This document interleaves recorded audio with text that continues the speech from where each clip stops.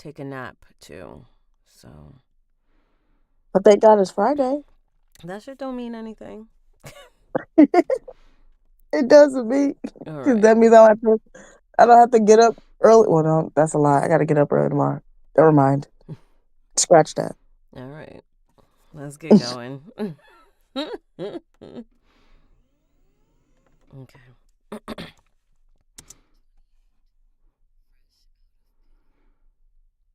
Zoe rushed toward the desert like a stone thrown by God. She would strike the pale dune and splatter into a puddle of blood and bones. Nothing would remain except a pink stain on a tall, pale dune. All right.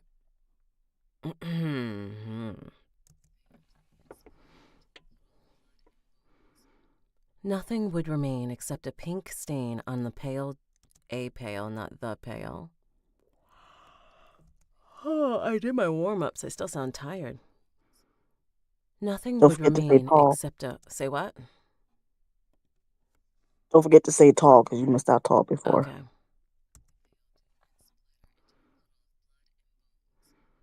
Nothing would remain except a pink stain on a tall, pale dune. But even this remnant would fade as the grains continued their endless march and buried her in time. Good morning, guys.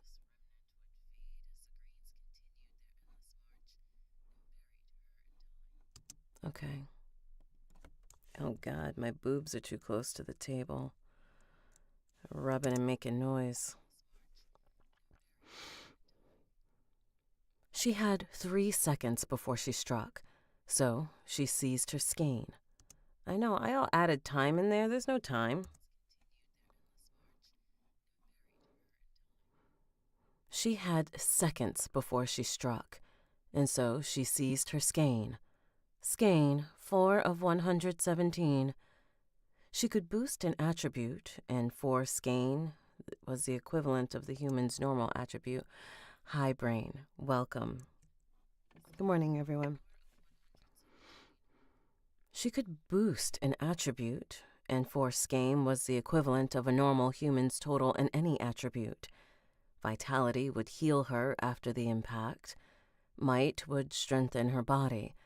Dexterity would let her land safer. Seconds from the ground, she burnt her skein and dumped it into might. Skein, 0 of 117. Might, 36, boosted to 40.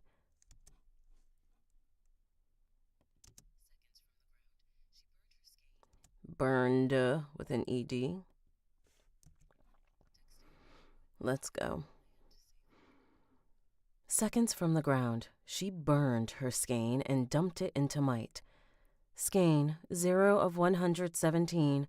Might, 36 boosted to 40. Dexterity was useless if she wasn't awake. Vitality was useless if she didn't survive. Might could strengthen her enough to survive the impact. She hoped. Her skin flashed like dull steel, and her consciousness slipped into the dark place between waking hours. That dark place. Hi, guys. You don't have to stay. Her skin flashed like dull steel, and her consciousness slipped into that dark place between waking hours before the pale ground embraced her. All right, I said that sentence wrong. Don't feel right. Her skin flashed like dull steel, and her consciousness slipped back. No, let's not make the words up. Dear goodness. Hi, Gigi. I'm redoing a book. It's a long story, but I keep meaning to talk to you because I have to have a conversation with you.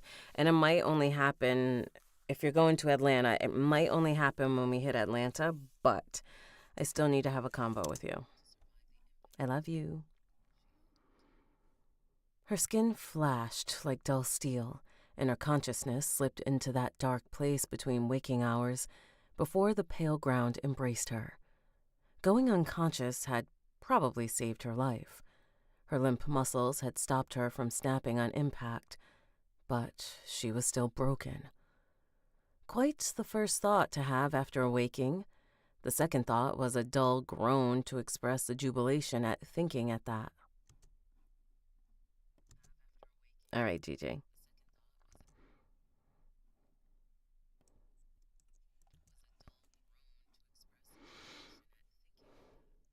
The third was the pain. There were bruises across her entire body.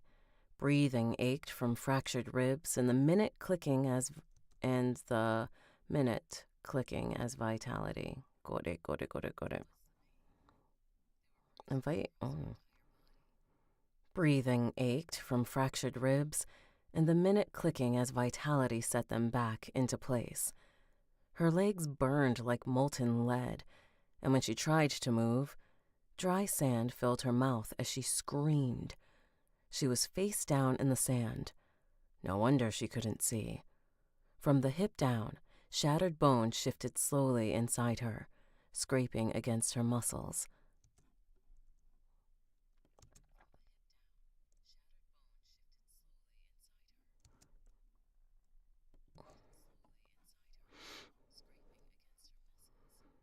The agony made her wish for unconsciousness. Skane, 21 of 117.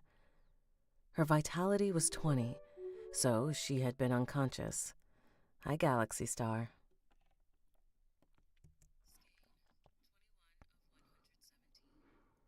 Her vitality was 20, so she'd been unconscious for a little over an hour. She tried to move, but couldn't stand the pain. After everything that had happened, it was too much. She gripped her skein and pumped it into vitality. Skein, 0 of 117. Vitality, 20 boosted to 41. Blessed darkness swooped down as her vitality surged. She barely remembered to lift her mouth from the sand before she passed out again. Vibrations under the sand woke her up. Footsteps, a strange, hopping gait across the sand, distant but approaching.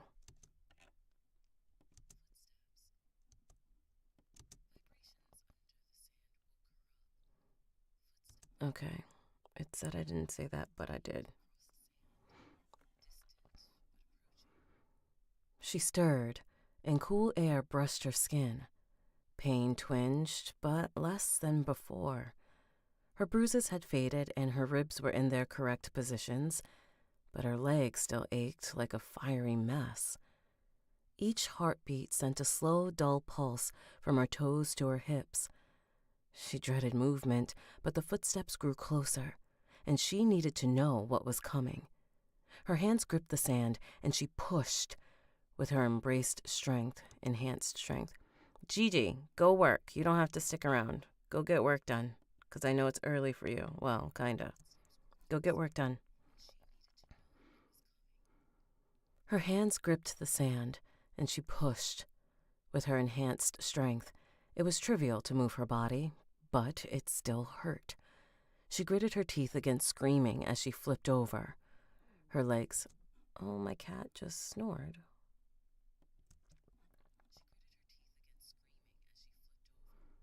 Her legs dangled, useless, as she rolled onto her back. A sharp hiss left her as her feet sank into the sand. Even if she kept pumping her vitality up to inhuman standards. Ooh, a truck went by. Let's fix that. A sharp hiss left her. Come on, truck.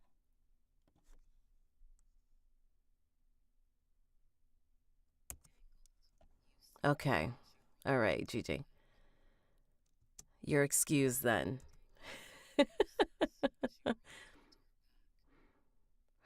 Her body still hurt. All right, find my spot. Rolled onto her back. Got it.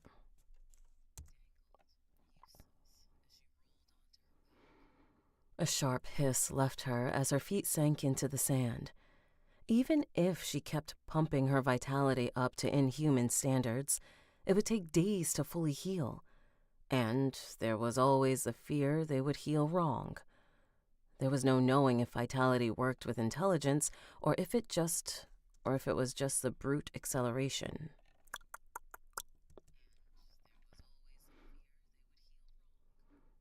There was no knowing if vitality worked with intelligence or if it was just the brute acceleration of her body's natural mechanisms. Mother frick. There was no knowing if vitality worked with intelligence or if it was just the brute All right, mouth. Mouth. Chapstick's good. There was no knowing if vitality worked with intelligence or if it was just the brute acceleration of her body's natural mechanisms. She needed to splint the bones, but first, she lay there and caught her breath, slowly, resting, listening for the footsteps. On her back, barely turning her head, she scanned her surroundings. The sloping dune must have been a dozen stories tall. Lilac clouds floated across the gray, sunless sky. Darker now than before. Cooler. Some kind of night neared. Where were the footsteps coming?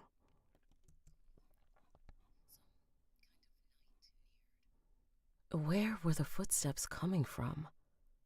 There. An impression dipped in the sand, and another few feet behind it. All right, computer. An impression dipped the sand, and another a few feet behind it, forming a trail of divots backed up the dune. Okay, yeah. My brain was like, you read that wrong. Forming a trail of divots back up the dune. More formed, the little grooves in the sand coming closer. Was something moving beneath the dune? She tried to shift, but the pain made her groan. Maybe if she focused her vitality, she could suppress the pain enough to move. Good morning, Madison.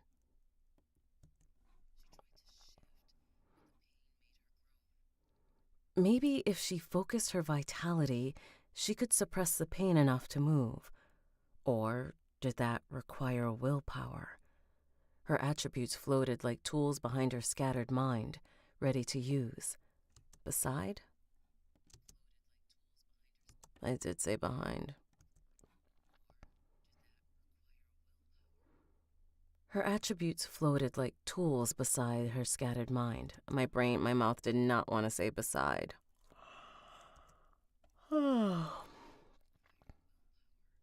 Hey everyone, if you're here, I appreciate you being here.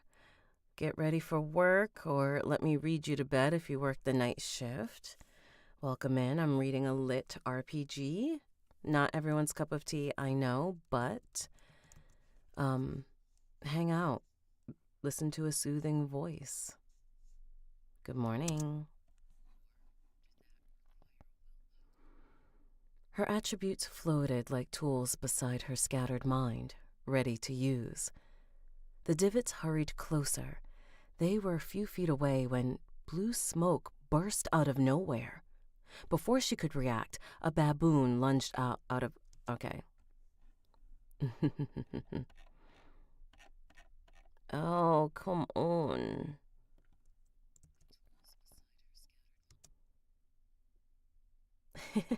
Thanks, GJ. Depending on how it's written, you can really, play with the text, you know? It doesn't always have to be so straightforward. But I always have to remind myself, play. Your job is fun. Yes, it's work, but don't forget to play. All right, focus.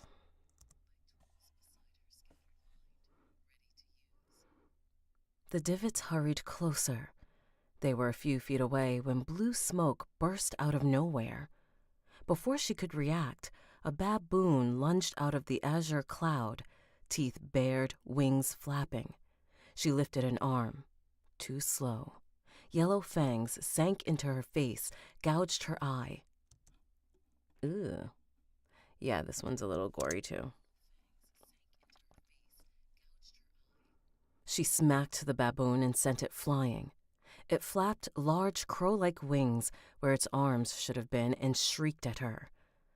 3 more blue bursts out of the dune around her as blood gushed from her eye and down her face.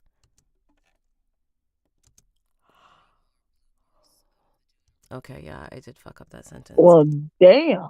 I know, right? Now she's gonna go back with no eye. Shit. Exactly, Odyssey, exactly. Thank you, Jason.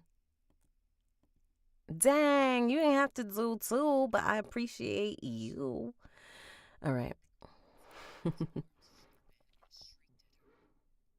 3 more blue bursts. All right. So I remember what happens. It's kind of gross, but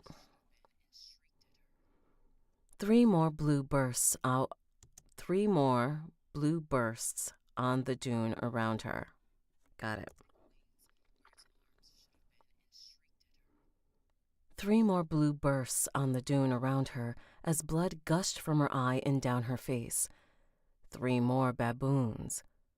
Damn, she said. The winged creatures hopped along the dune toward her, flapping their wings to accelerate. They burst in and out of invisibility. Don't be weird. Invisibility. Thank you. They burst in and out of invisibility with blue puffs. Zoe's one eye struggled to track them all. Skane, 39 of 117. Skane, 30 of 117. Vitality, 20 boosted to 29. Heat pulsed in the hole left by her missing eye as vitality flared. The bleeding slowed, and the baboon's nostrils flared as though they smelled an opportunity slipping through their hands.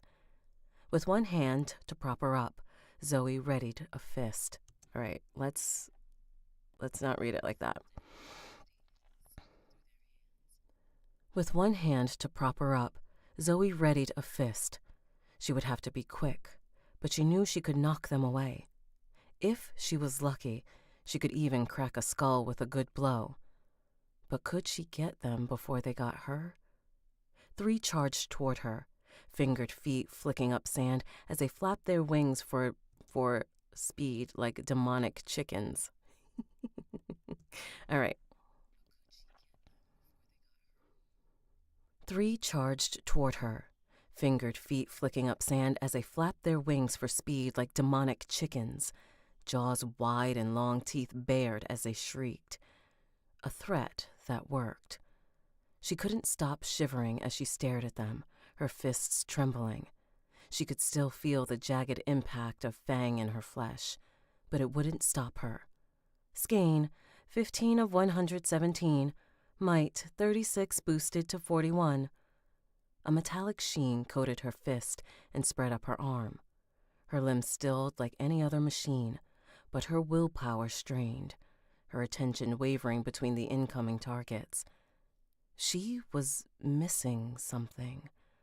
The 4th baboon swooped down from the sky and grabbed her face with its dexterous toes, claws digging into her flesh. It flapped, pulling, tearing flesh. Her scream garbled as a claw tore her lips.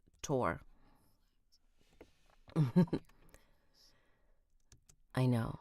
I love it. Thank you, Gigi. Thank you for noticing, Gigi. Another narrator noticed.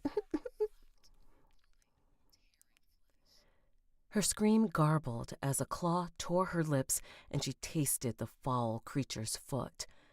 The other baboons crashed into her. She swung a fist out, her knuckles crunching into a baboon's skull, but her attack gave the creatures an opening, and teeth closed around her arm and pulled it aside. She couldn't see anything in the fray. One bit her chest, digging for her heart with clawed toes. She choked on dread. This couldn't be happening. No. Ding! No. Don't ask. You had to be here to get the voice.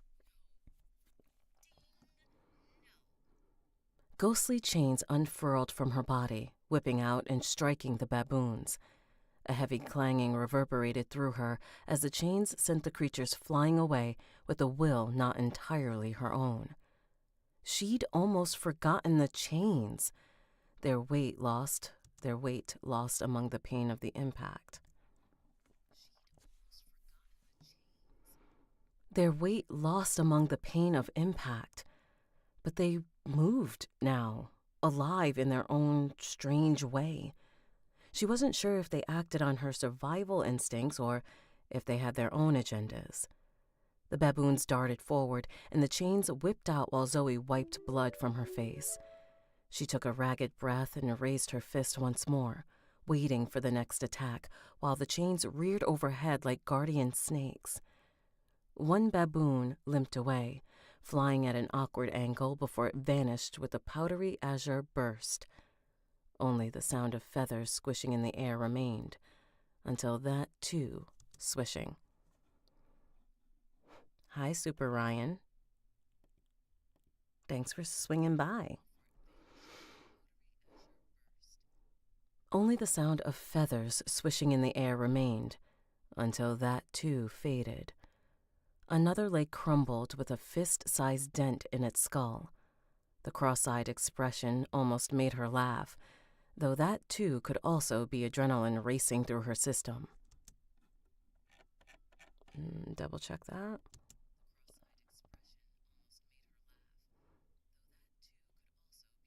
Yeah, I added a word.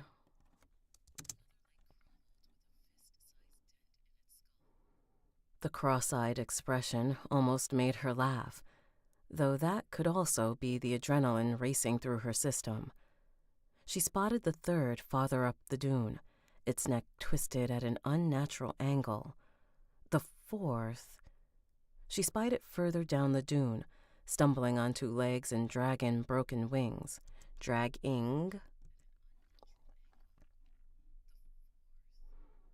She spied it further down the dune, stumbling on two legs and dragging broken wings.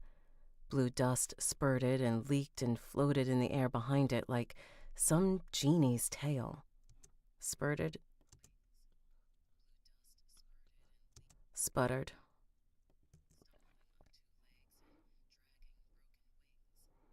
Blue dust sputtered. I wanted to say spurted again. Sputtered.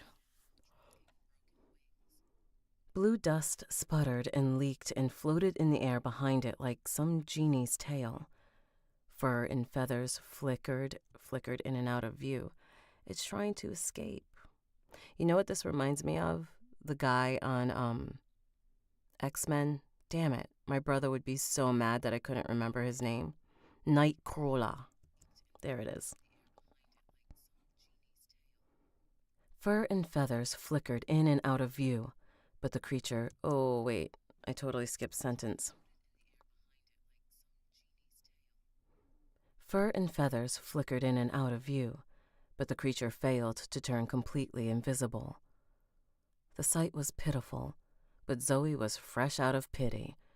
Her chains sensed her motive, and they moved, thrusting into the sand, pulling her downhill, walking for her. Her 4 metal tentacles charged like a spider down the slope as her body hung suspended at the core.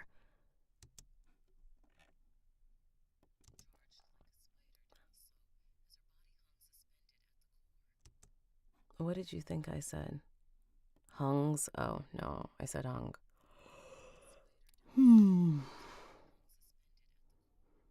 She snarled as her injured legs dragged along the sand, but nothing mattered except the hunt.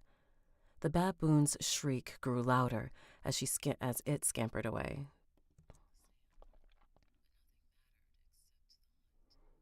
The baboon's shriek grew louder. Mouth. The baboon's shriek grew louder as it scampered away, wings flapping uselessly. Blue smoke trailed, and the dusty vapors irritated her remaining eye. But Zoe ignored the itch. She was ignoring enough already. The distance closed, and with one last leap, the chains launched her forward toward the fleeing scavenger. First of all, my legs is broken. You gonna start flinging me? The distance closed, and with one last leap, the chains launched her toward the fleeing scavenger. Her metallic hands closed around its neck and snapped it instantly. As the creature whimpered, Bloodied fangs grimaced in fear. Zoe bit down on its face. Fur, gore, and death exploded across her tongue. Her mind raced. Oh, right, you.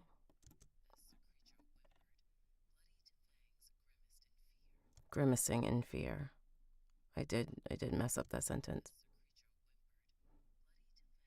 Let's go back and fix it. As the creature whimpered, bloodied fangs grimacing in fear, Zoe bit down on its face. Fur, gore, and death exploded across her tongue. Her mind raced back to her time lost in the forest. No mother. All right, let's leave a little bit of space between this quick flashback. Her mind raced back to her time lost in a forest. No mother. She was alone but for the lost dogs that had found her. A life of harsh pursuit. Civilization forgotten, survival was all. The pain in her legs yanked her back to the present. She swallowed the bloody scrap of face meat and screamed at the watching gray heavens. "You won't get me that easily! Not now! Not ever! I'll kill you all!" Good, and we didn't peek. Good job. All right. Hi, Matt. True power arises when prey becomes predator. Zoe lay near the dune's base, the dead baboon by her feet, and winced at the pain in her body. The chase had reopened her injuries, and she needed to remain as still as possible. With the flesh beside her, she could eat. Had she eaten since the dungeon fruit in the safe room? She couldn't remember, but it didn't matter. She had flesh, and though it tasted like ass, it would fill her belly. A giggle escaped her lips. Speaking of, it was a wonder she hadn't gotten sick from eating fruit and random animals and whatever that puppeteer had been. Vitality must have improved her constitution since she hadn't felt sick. Her hunger didn't care. Exhaustion rolled through her as the world darkened. No stars, no moon, just as there was no sun. Only the lavender clouds shifting across the iron sky. The dune persisted, an iron sky, not the iron sky.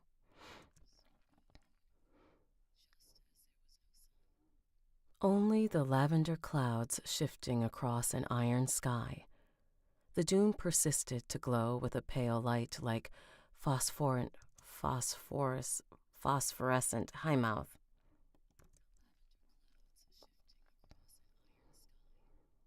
The dune persisted to glow with a pale light like phosphorescent bone.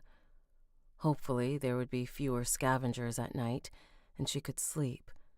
But she'd lived too long in California to believe that. If she wanted to survive, she needed to find shelter. There was a campfire she'd viewed when falling. Had she noticed people around the flame? Silhouettes? I like the way I said silhouettes. All right, I don't want them to tag me for that. Hi, Jack. Silhouettes? She couldn't be sure, but finding anything meant climbing the dune. From there, she could get a lay of the land and maybe even find the tavern trench mentioned. Hi, Music Flow. All right, I had to double check.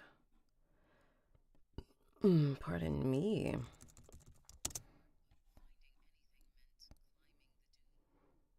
From there, she could get the lay of the land and maybe even find the tavern Trench had mentioned. She still had no idea who Trench was or how he knew her name. The familiarity he took with her was unsettling, but she supposed someone as powerful as him could act however he wanted. Exactly like Rue. These questions could wait until after she walked again. Right now, the only question she wanted answered.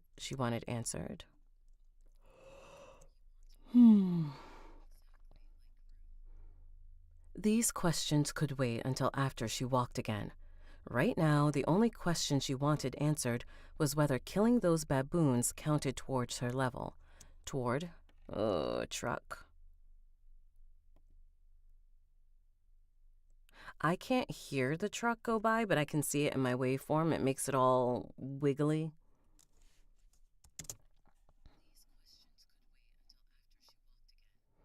Right now, the only question she wanted answered was whether killing those baboons counted toward her levels.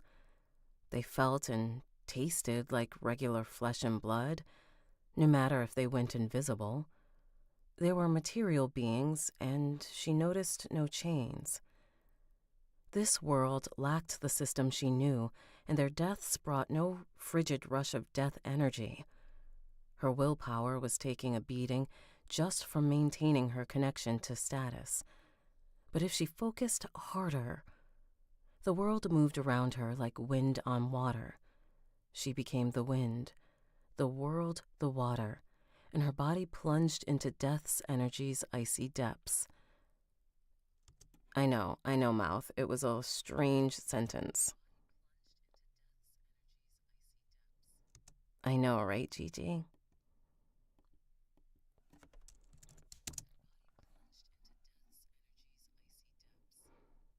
It wasn't a level up, but she's unsure what's happening. It wasn't a level up, but she neared level 9. The cold energy thawed, and she sobbed with relief. Her path to power remained. Her journey was not over. As long as there were enemies in her future, which she knew there were, she would level up. She would get stronger. She would complete the damned quest given to her by that damned alien god, and she would claw her way out of this damned situation. Damned dimension. Damn it. And she would claw her way out of this damned dimension. She smiled as new tissue trembled in her ruined eye socket. Once she was free, she would tear that dungeon boss in half, and then... It was a long road ahead, but Rue better get ready. I want to change that last sentence. Once she was free, she would tear that dungeon boss in half.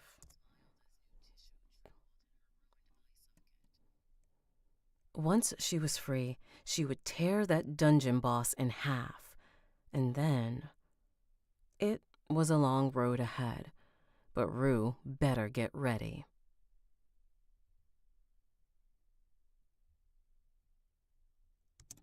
All right, end of that chapter.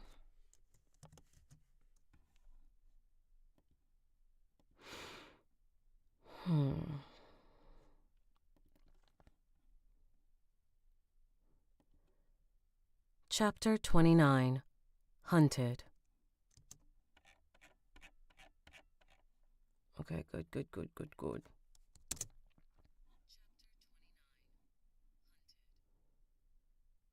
Even though the gifted chains had initially tethered themselves to certain points on her body, Zoe found she could move their position.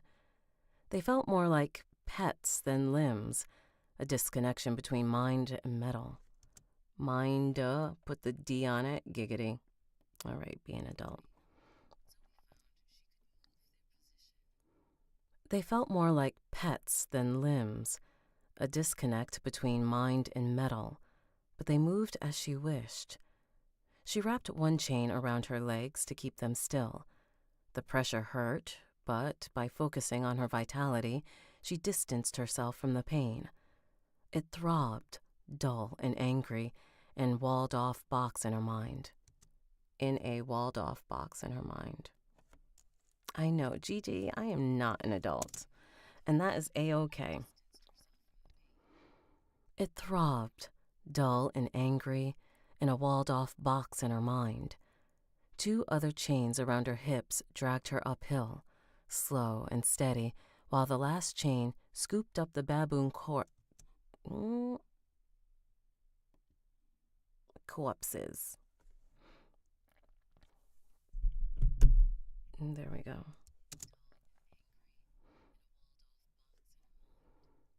2 other chains around her hips dragged her uphill, slow and steady, while the last free chain scooped up the baboon I wanted to say something else. It's corpses.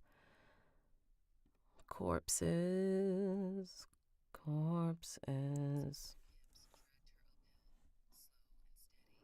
While the last free chain scooped up the baboon corpses as she passed them. She didn't know when her next chance to get food would be. That's like, duh, she don't know when she gonna get food again. She didn't know when her next chance to get food would be. It took Zoe an hour to climb to the dune's peak. All the time she scanned the skies, listening for invisible wing beats. But if any scavengers lurked, her insight couldn't find them. The sandy peak gave an incredible vantage point. It was the tallest dune for miles around, a pale slope with a glow like moonlight despite the lack of satellites or any lights in the night sky.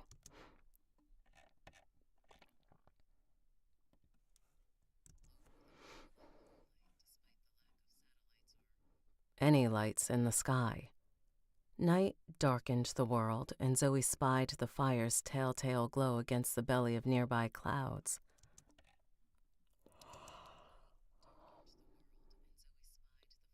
I said the instead of thank you. Come on, chair. There we go. I'm struggling.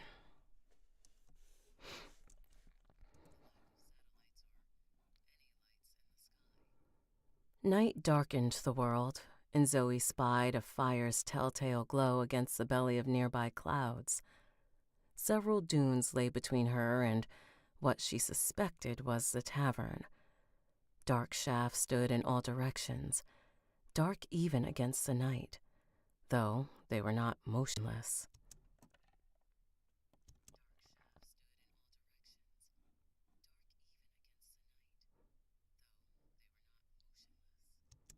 Okay, I want to fix that last part. Though they were not motionless, they slid across the landscape, slipping over dunes as though they were not even there. Perhaps they were stationary like a needle on a record player, and it was the planet that moved. It still gave her goosebumps to think she was on an alien world. After all the crazy things that had happened, this felt like the most tangible unreal. The tangibly, not tangible.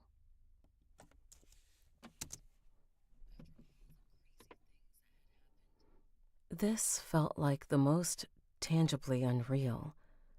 The nearest shaft was the one she'd fallen from. Advancing across the land.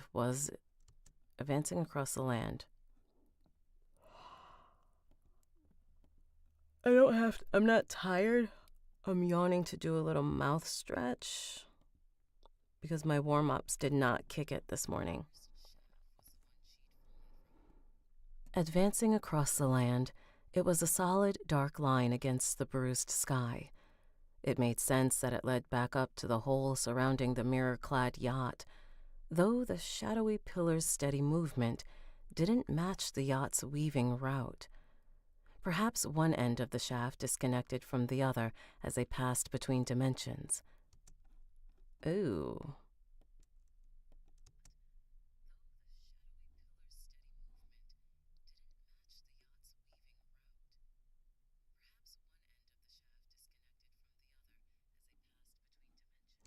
Okay, I did say that.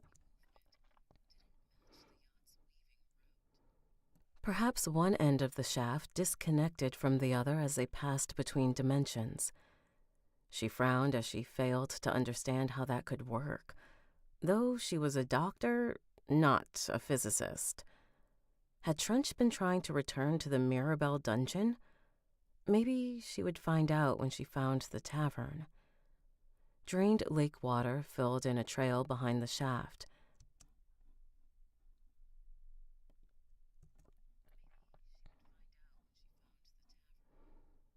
Drained lake water fell in a trail behind the shaft, rain eternally spattering the desert below. Through the gaps in the dunes, Zoe spied a river marking out the shaft's path. I had to say that slow. Shaft's path.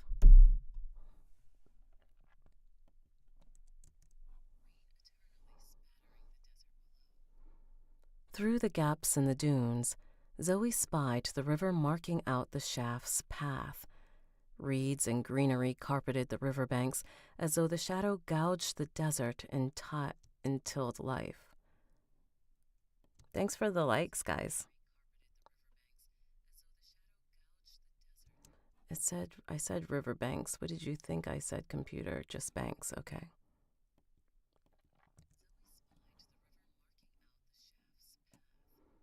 Reeds and greenery carpeted the riverbanks as though the shadow gouged the desert and tilled life.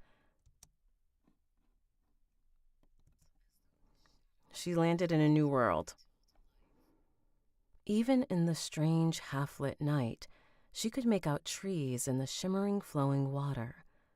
The sight brought a tickle to her throat as her thirst ached a reminder. The river became her goal. There, she could rest and heal until she could walk without chains. Without the chains.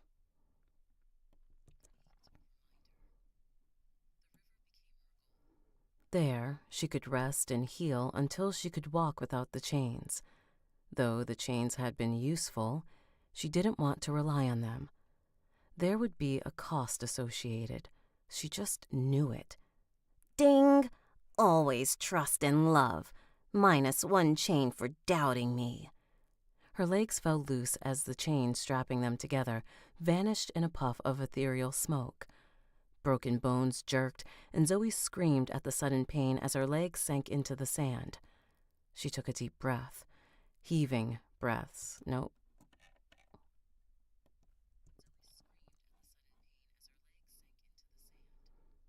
She took deep, heaving breaths as tears trickled down her cheeks. Ding! See how hard life is without me? You should appreciate what you have before it's lost forever. This computer is a child. Ding! See how hard life is without me? You should appreciate what you have before it's lost forever. -1 chain to teach you a lesson. One of the 2 chains propping her upright vanished. Off balance, she started rolling down the dune. Nauseating pain flared in her legs, and she directed her vitality to neuter it while reinforcing the command with her dwindling willpower. As the raw sensations faded, she turned her attention to the chains. She discarded the baboon corpses and sent both chains digging into the sandy slope.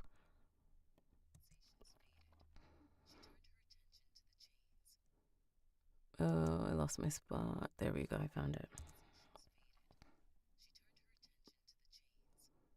She discarded the baboon corpses and sent both chains digging into the sandy slope. After coming to a stop, she lay there for a moment, breathing and watching the dark shifting sky.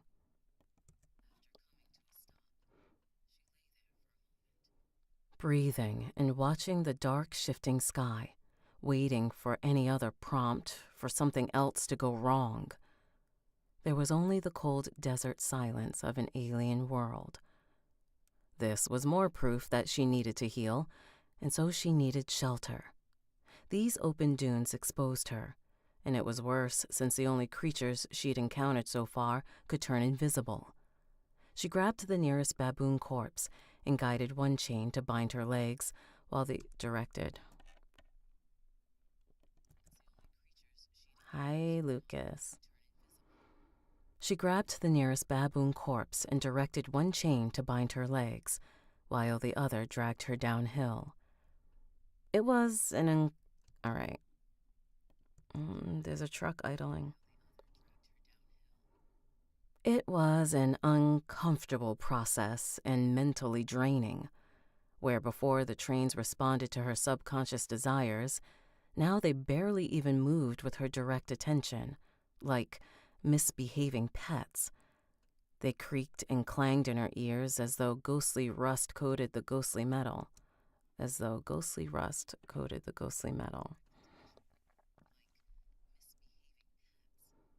They creaked and clanged in her ears as though ghostly rust coated the ghostly metal. It took hours of careful movement to reach the dune's base and climb up and down the next, but she finally smelled water. Her nose guided the single chain to drag her across flattened sand, the ground growing firmer under her back. Patchy grass wafted honeydew perfume, fuzzy against her skin, as she smelled clay, heard trickling water, and hurried. All right.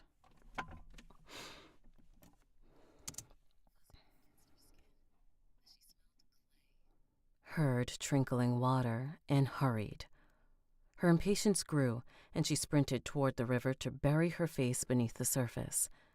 Fresh. You know what's so funny? She doesn't even know if that water's good.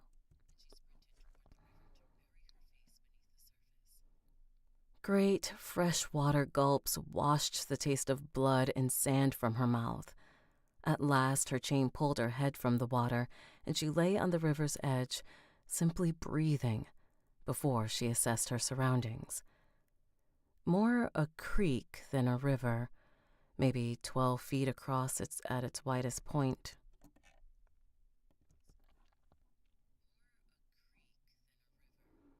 Maybe 12 feet across at its widest point, and shallow as it ran over the sandy bottom.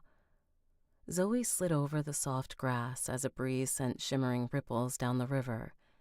Just as the dunes glowed, so too did the water and the trembling blade-like reeds. A strange light, an unnameable color like the ethereal chains.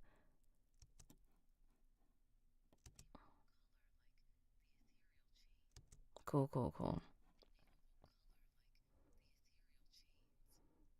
The eerie world held her mind until her body demanded she drink. Her chains withdrew, once more wrapping around her body as she cupped her hands into the flow. Once more she rinsed out her mouth and spat it aside. Then she drank again. This time, she tasted the water, and it was sweet.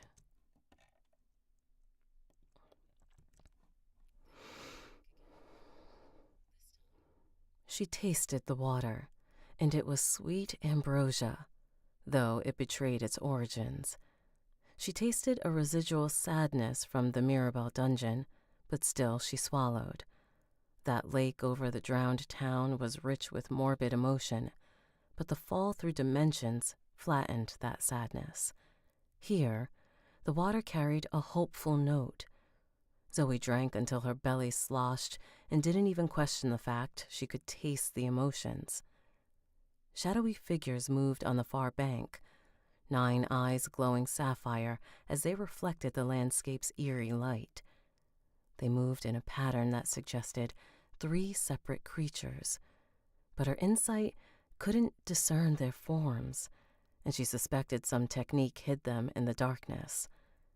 A low growl rumbled across the water. Roots tangled in her fingers as Zoe clenched a fist in the mud. Another 6 eyes joined the 9, and deciding to move... All right.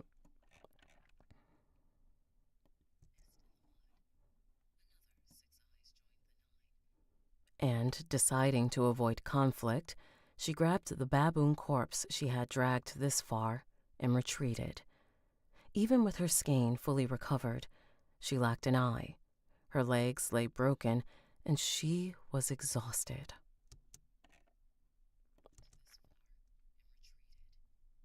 Okay.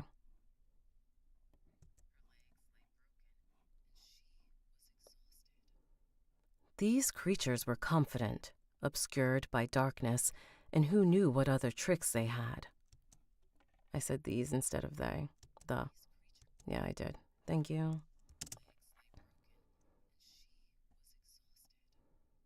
The creatures were confident, obscured by darkness, and who knew what other tricks they had tucked away. Their growls grew louder, and she hurried. One chain steadily dragged her away as she lay on her back with her legs bound. She faced the creatures and smiled as the distance between them grew. The river flowed beside her toward the fire she'd spotted earlier. Spotted. All right.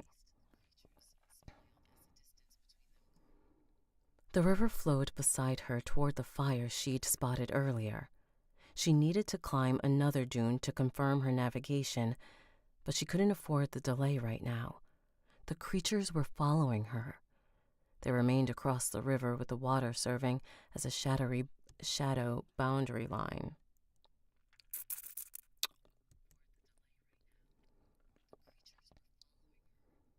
They remained across the river with the water serving as a shallow boundary line. Sapphire eyes Don't be weird with your words. Sapphire eyes glowing in unblinking trios. Soft hoots passed between the creatures as they kept their distance, but they never strayed out of sight. The chain grew heavier, harder to move, and her pace slowed. Her heartbeat rose,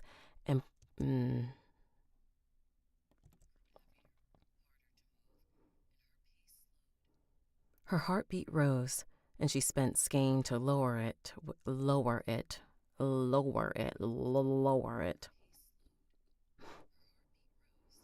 And she spent skein to lower it with our hearts toll as one. No matter what, she needed to stay calm, rational, because she heard the dreaded sound of splashing water. Dun, dun, dun. Because she heard the dreaded sound of splashing water as the creatures crossed the river. They were on her side, and they were getting closer. She urged the chain to hurry, but it barely quickened. The creatures maintained a steady, lopping speed, their sapphire eyes bobbing with excitement of an easy kill. The excitement. Loping. Ooh. I think I had something with my mic. I have to go back.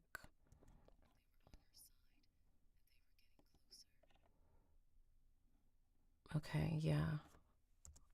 I had a plosive. She urged the chain to hurry, but it barely quickened. The creatures maintained a steady, lopping speed. Their sapphire eyes bobbled with the excitement of an easy kill. Bobbing. I think I added an L. Their sapphire eyes bobbing with the excitement of an easy kill. It's loping speed. The creatures maintained a steady, loping speed. Yeah, it is. Yay, I did it! Their sapphire eyes bobbing with the excitement of an easy kill. Zoe didn't want to have to prove them wrong. More eyes were crawling down from the steep dunes surrounding the river. Over 20 creatures now, hooting, growling, following. She threw the baboon corpse toward them. Her hunger flinched to abandon the hard-won meat, but she valued her life more. Hopefully it would prove a distraction. With her burden removed, the chain accelerated at a jerkingly pace, and she dragged a groove at a jerking, not jerkingly.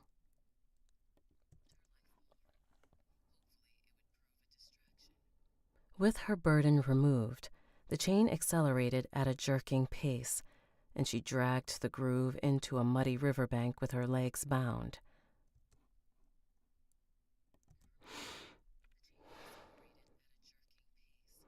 And she dragged a groove into the muddy riverbank with her bound legs. Sapphire eyes converged on the baboon corpse, hoots pitching into whining shrieks like demented power drills as the creatures frenzied and fought among themselves. A shifting mess of shadows bled against the night sky as a foul, sulphurous odor reached Zoe's nostrils, the chain's ghostly links plunging into the soft earth and yanking her further away. But not all the creatures went for her distraction. Some streamed around the chaos over the corpse, their crystalline eyes unwavering as they pursued Zoe. Oop, truck. I heard that one. That one's loud.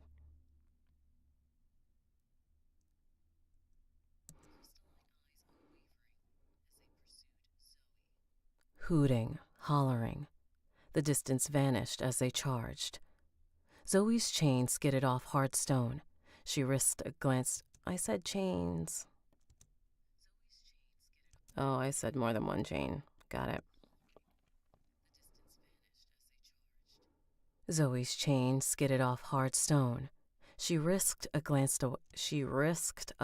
away from the oncoming predators.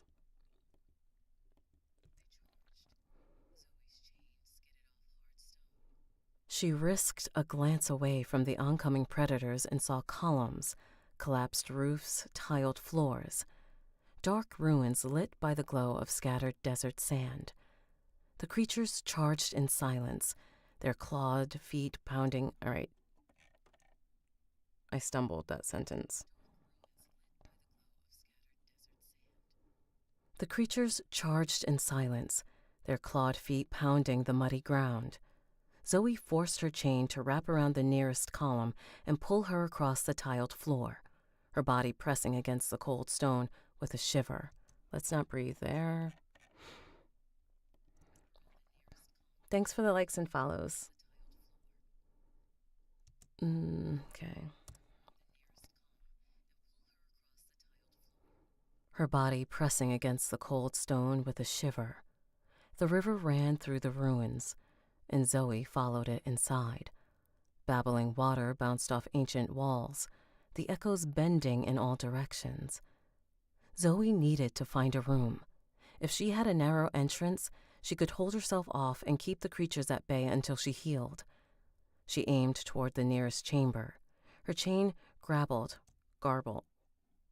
Hi, brain, thank you. She aimed toward the nearest chamber. Her chain grabbing. Dear mouth, what are we doing today? We're grabbing. Hi, Jackie. I hope everything gets better, babe. I really do. Praying for you. I'm not a religious person, so when I pray, I put it out in the atmosphere, good vibes and all that, but praying for you, Jackie. She aimed toward the nearest chamber, her chain grabbing rubble to haul over her sand-swept tiles. You're most welcome. Hell, we all need it. It's a rough fucking 2026. And them gas prices? Shoot, I'm happy I work from home. Her chain grabbing rubble to haul her over sand-swept tiles. Whirring shrieks punctured her ears, and sudden pain sending a warm trickle down her earlobes.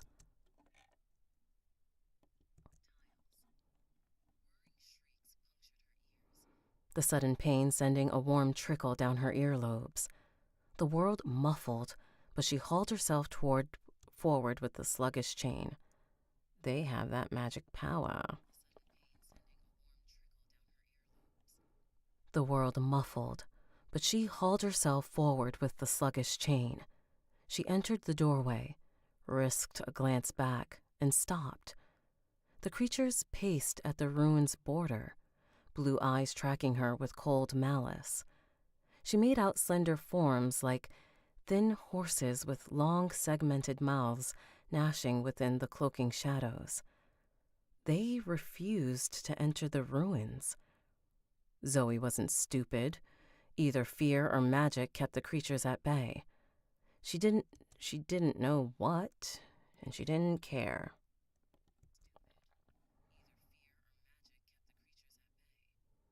She wasn't. All right, focus. Okay, I found my spot. She didn't know what, and she didn't care, because she was alive. Burned skin boosted her vitality, and the pain in her ears diminished. The creatures snarled, paced, then retreated. Truck.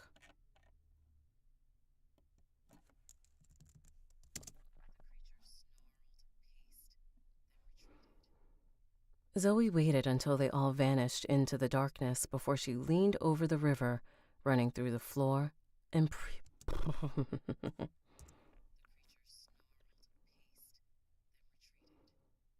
Zoe waited until they all vanished into the darkness before she leaned over the river, running through the floor, and puked.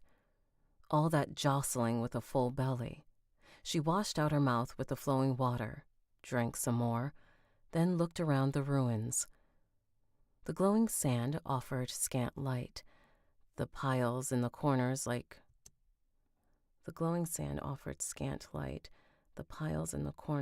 dying lanterns. Got it.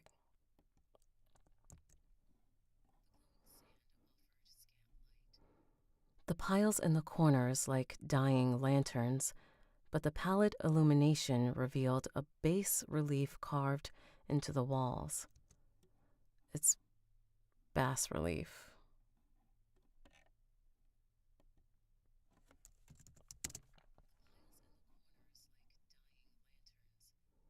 But the pallid illumination revealed a bas relief. Dear accent, go to sleep. BS. I'm not even from Wisconsin. It's just I have a weird accent. But the pallid illumination revealed a bass-like relief. I need to check the book, because this is not working with my brain, and I think there's a dash in it. Nope, it is bas relief. All right. Thanks, brain. Hi, Pat. We're just making sure we say words correctly.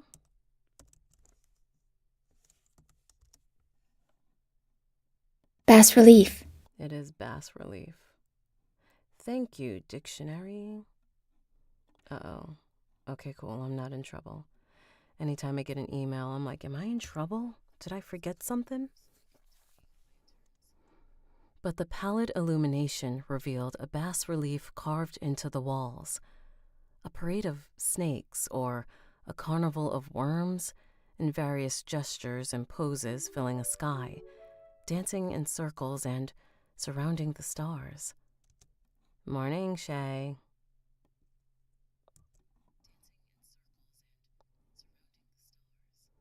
Dancing, all right. Dancing in circles, stars, scars.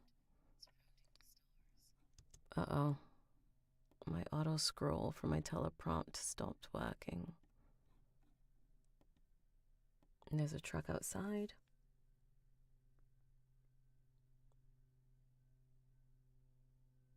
I know they're not fucking cutting the grass right now.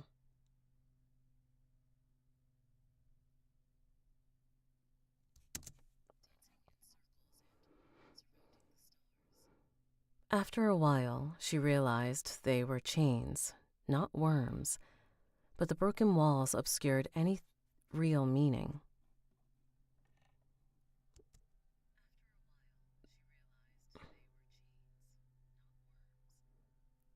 They're doing yard work. My apartment complex is doing yard work. They usually do it on Monday. Okay. Focus. My waveform isn't picking it up. Good morning, Terry. But the broken walls obscured any real meaning, and she couldn't know if the designs were history or graffiti. Cream-colored stone formed a roof supported by fluted columns.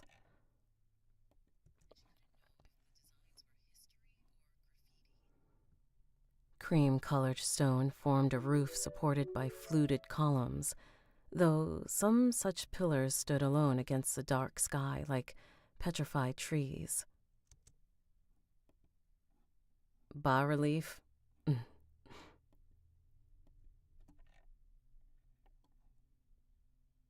My prompter didn't... I know. All right, sorry. What do you think I said? Petrified. All right, let's do that last little bit again. Ugh. Like, I hear you. I rolled my eyes not because of what you're telling me, but yeah, because you're telling me. Bas relief. Bas relief. And Webster says... Bas relief. You are fucking right. All right. So, Google said bas relief, but you are right. Webster said bas relief. Thank you, Bas babe. relief. Let's see if I can find it.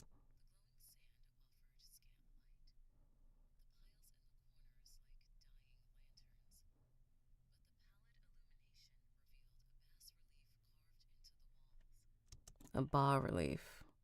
Thank you, babe.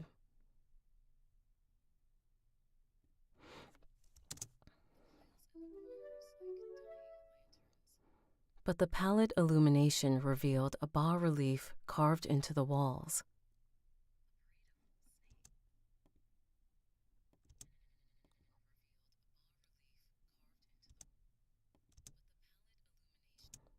Yes, thank you, babes. One less pickup. All right, all right, all right. Yes, we are dueling AI.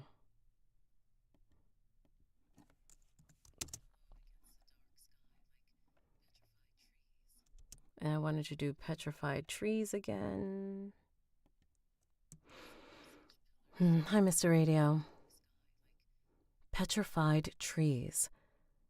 As Zoe calmed, the spied charcoal piles and broken glass.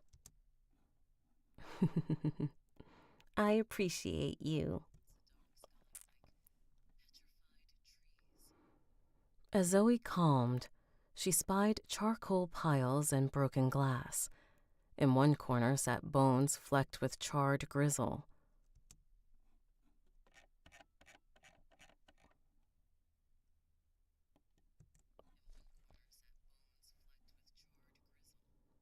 People were staying in this darkened room. I knew I fucked that up.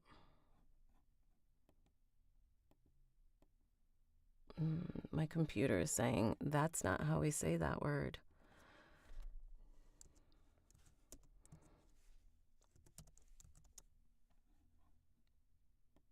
Gristle. And they're wrong. All right.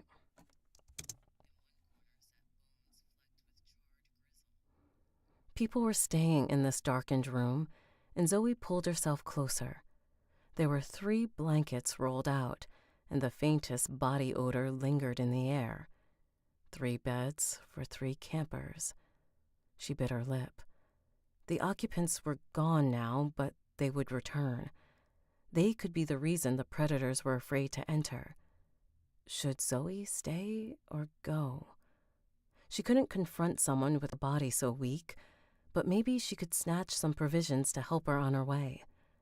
The pain in her legs. There's a motorcycle going by.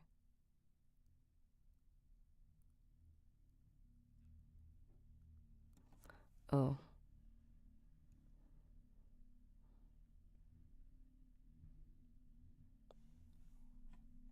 Oh no. What happened? Oh, okay.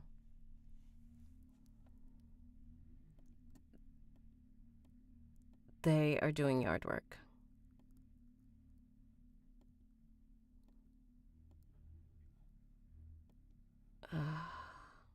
That's okay. It should be short. Should be short. Let's see if you can pick it up in the waveform.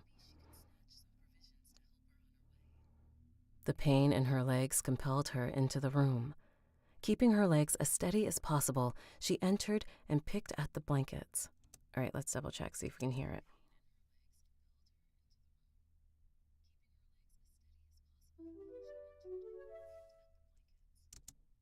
Hi, Xerox. This is a lit RPG, and okay, it's a long story. This is a lit RPG that I'm doing. I did it before the cruise, the narrator cruise, and like I hustled and I got it out. And when I got back, they were like, "Hey, so did you read off the final copy?" And I was like, no. And usually I do a comparison to see to see the differences, to see if I can get away with reading the prep. And yeah, there were a lot of changes. So, your girl is redoing the 15-hour book. Oh, yeah. Sometimes production houses will, they send you a prep copy and then they send you Which is nuts. final copy. Most of us, all of us, would prefer to get the final copy when it's ready, but that isn't always how it works. But I'll take the L on this one because it's my fault for not double checking the folder and making sure I was reading off the right copy. But it's also a pain in the ass because you'll have the prep copy ahead of time and you'll prep it and you'll highlight it and you'll do all the things. And then they go, here's the final copy. And then you need to go back through the final copy and maybe do all your highlights and stuff like that. So, pain in the butt. But I am raw dogging this because this is the final copy, but I didn't go back through and highlight it because I didn't have time. So, kinda Xerox, but not always.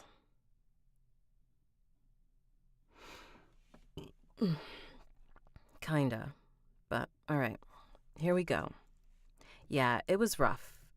Did I cry? No. Am I overwhelmed in stress? Absolutely. Abso-freaking-lutely. Hi, Baritone. Thank you. I be spying you. I be spying your lives. Just sneaking in and stuff. Not saying anything. Preppers are expensive. They're not that bad. I'm sure if I asked my prepper to go through this book and re-highlight it, she would have. But because I've had to redo this book, I've fallen behind and I've had to push some indie books that I didn't want to. So I have a good month of hustling to catch up. And I'm going to Black Romance Fest, so that's going to put me behind a little bit. Black Romance Book Fest. Oh yeah, I'll be in Atlanta. Thank you, Mr. Radio. I'll be in Atlanta at the end of the month for the weekend. All right. Keeping her legs as steady as possible, she entered and picked at the blankets. It was difficult in the dark, but the metal in her body pulled her fingers toward a certain bed. Fuck, he's back. I will have all the fun. I will have fun because my life has been super stressful. So I need to enjoy the fun when it comes, but also know this is a networking. The cruise was good. The narrator cruise was good. I met Ray, who did Project Hail Mary. Fucking cool as shit, man. He's awesome. He's also on this app, so you should give him a follow. He doesn't narrate live, but he will talk to everyone and answer questions. Ray Porter, could not remember his last name. Very cool. Cool peoples. Ooh, Madison. Yay. 1 or 2?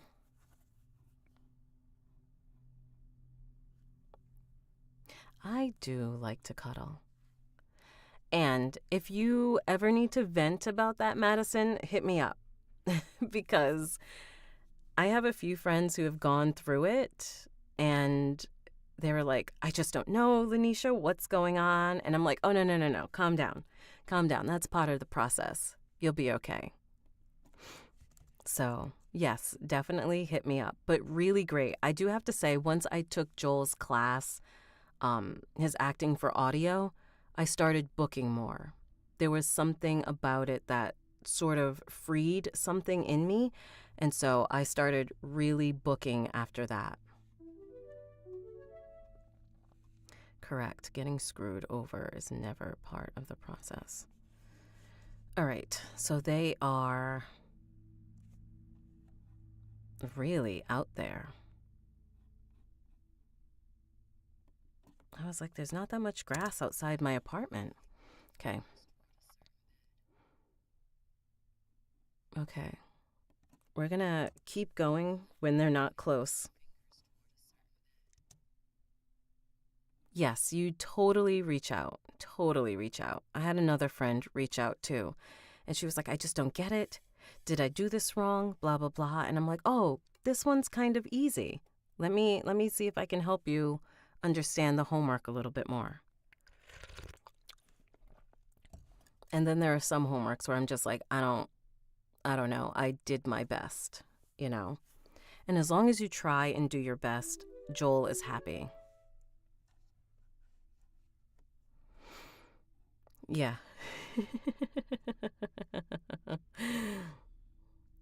He's coming back.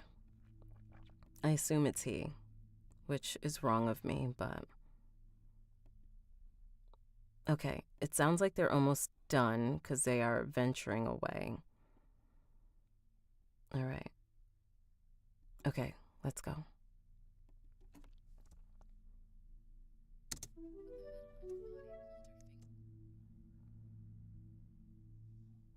I don't have, so I just have a townhouse apartment Xerox. I'm going through the divorce or whatever, and I didn't want, the yard. And my ex has all these projects and stuff. Bees, gardens, 2 gardens, a greenhouse, chickens. As much as I loved all of that, I didn't want that extra responsibility. So I think having an apartment is better suited for me and the lifestyle that I want. So, yeah. Yeah, it was a little under an acre of land. Under the woolen blanket, she found a curved knife and a jar half full of glass beads. She studied one. The dim light offered scant detail, but it resembled a cat's eye marble. Scant. Hi, Shay. Scant. He's back. The dim light offered scant detail, but it resembled a cat's eye marble. Her chains trembled as she rolled the hard orb between her fingers. He's too close.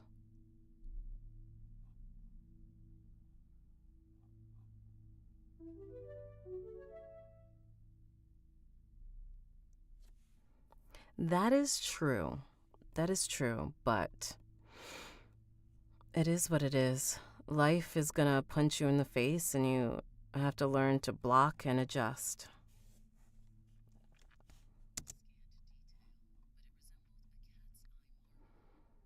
Her chains trembled as she rolled the hard orb between her fingers. There was some connection between her chains and this glass. But what? A gruff voice boomed garbled words in the near dark. Come on. A gruff voice boomed garbled words in the near dark. Zoe froze. Another voice responded to the first, and pealing laughter sounded from a third. I said pealing. Oh, okay. Yes, I am adjusting, blocking, meaning putting up new boundaries, and adjusting. The wind whistled through the ruins, chilling the sudden sweat coating Zoe's skin. The campers had returned.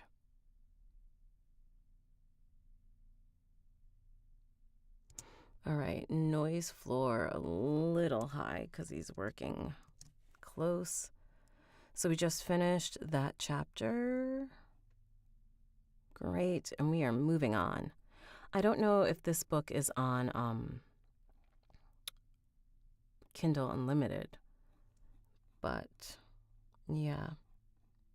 I think it started off as like fanfic, and then it was picked up. All right. We are about to start a new chapter, but because I hydrate well, I will BRB.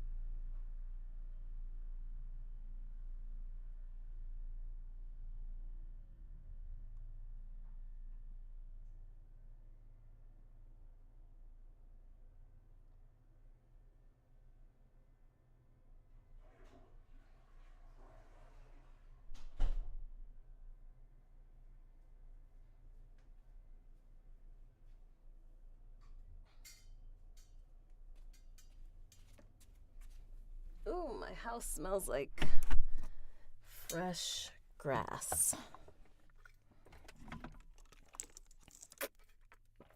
You hear them cutting the grass?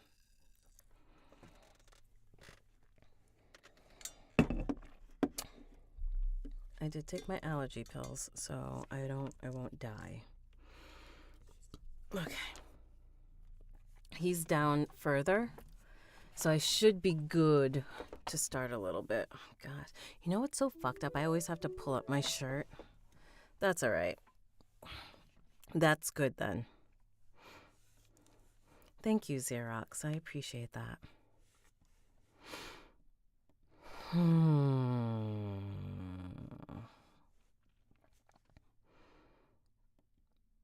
I have to finish this book, so I'll be on and off all day, and probably the night. So, what do the kids say? Hit the bell and subscribe if you want to see. Yes, I am currently on YouTube as well and Twitch.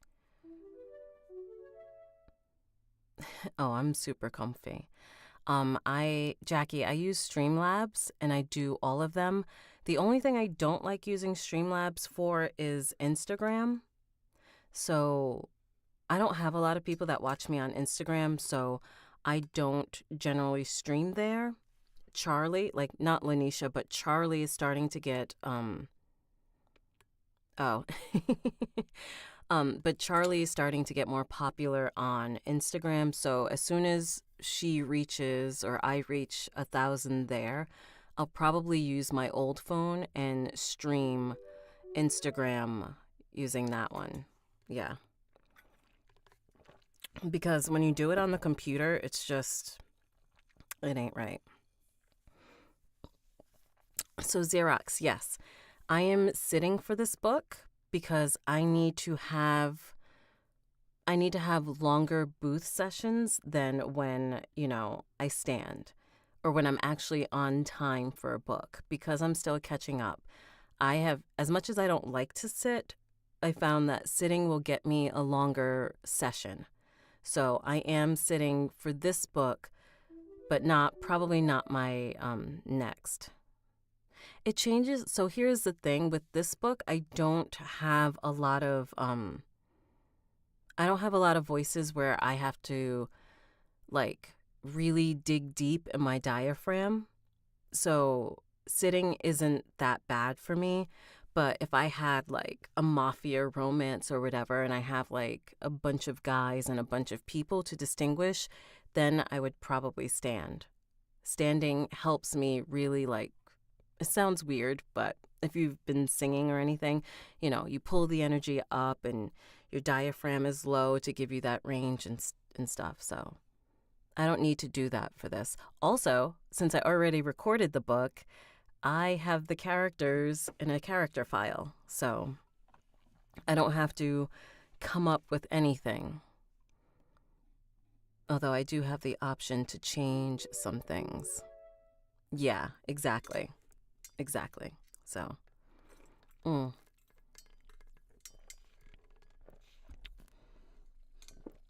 right, let's go.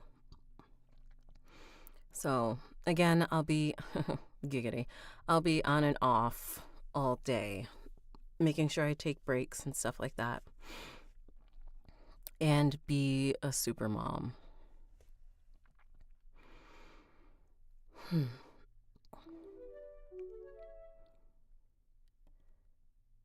Chapter 30, Labyrinth.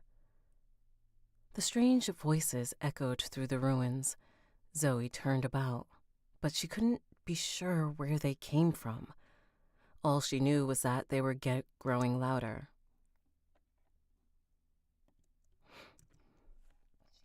Thank you. All she knew was that they were growing louder. The dark room with the 3 bedrolls had only one exit. She had to move before they trapped her here. With her legs broken, he better stay on the other side. With her legs broken, she relied on the chains granted by the Black Star system to move. She directed the chain around her neck to grab the craggy doorway and pull her out of the room. Let's be definite. Let's mean what we say. She directed the chain around her neck to grab the craggy doorway and pull her out from the room. Nothing. The ghostly metal ignored her and coiled around her neck like a choker. Ding! You take me for granted. Zoe bared her teeth. This wasn't happening. Not right now. No, I don't, she hissed. You've been incredibly helpful. I'd be dead without you. Ding! You're just saying that. I mean it. I really do. I don't know. Echoes bounced from wall to wall, losing all sense of direction as they grew louder. Zoe made out 3 separate voices, one hoarse, one booming, and one smooth as honey. Did I peek? I didn't peek. Good job. Bye, Jackie. Have a good day.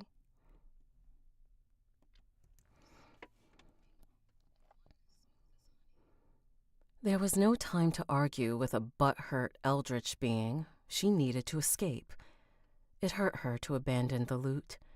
There was something curious about the beads, but she stashed both items under the woolen blankets rather than risk alerting the campers to her presence.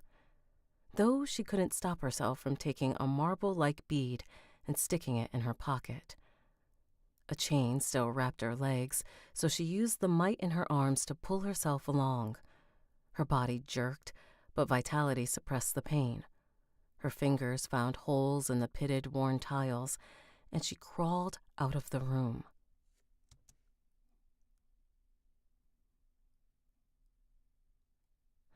That says holds instead of holes. Let's double check.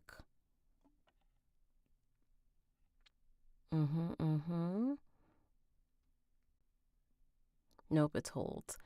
So I'm using a prompter app. Sometimes things don't translate or don't copy exactly right. Her fingers found holds in the pitted, worn tiles. Okay, holds, not holes. Hold. Her fingers found holds in the pitted, worn tiles, and she crawled out of the room. The courtyard presented a choice. Risk the desert. Girl, calm down. You ain't hungry. The open courtyard.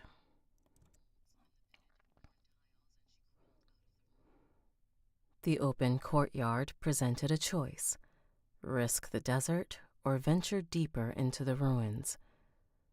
Beyond the ancient flagstones, the desert glowed with soft light, while the ruins were a tangled mess of shadowy passages. With the sand being the only light source, if she went any deeper, the darkness would blind her. But the desert held predators, packs of them.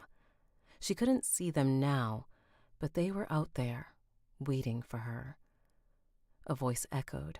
She flinched at the alien tongue that sounded as though it came from right beside her. It took only a few seconds, not only seconds, only a few seconds. It only took a few seconds, but Zoe decided. The ruins protected her from the three-eyed monsters that chased her. The ruins protected her from the three-eyed monsters that chased her. She's making a decision. Be definitive in your decision. This is your choice. The ruins protected her from the three-eyed monsters that chased her. She had to trust they would protect her from the campers as well. She hauled herself away from the courtyard and followed the route the river carved through the ruins, down a passageway, through rooms emptied by time, stone shelves, benches. All right, mouth. Okay, I sounded unsure. Down a passageway, through rooms emptied by time. Stone shelves, benches, recesses, but all sat empty and crumbling. She left the voices behind, and besides the soft sound of her body dragging over sand, the air was still and quiet. Her curiosity surveyed the ancient dark as she ventured deeper. Was this a temple? Housing? A workshop? She wasn't an archaeologist, and the shadows made any attempts at identification impossible.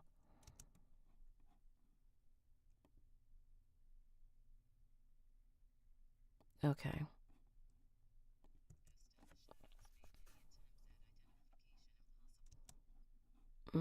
I don't like the way I said identification.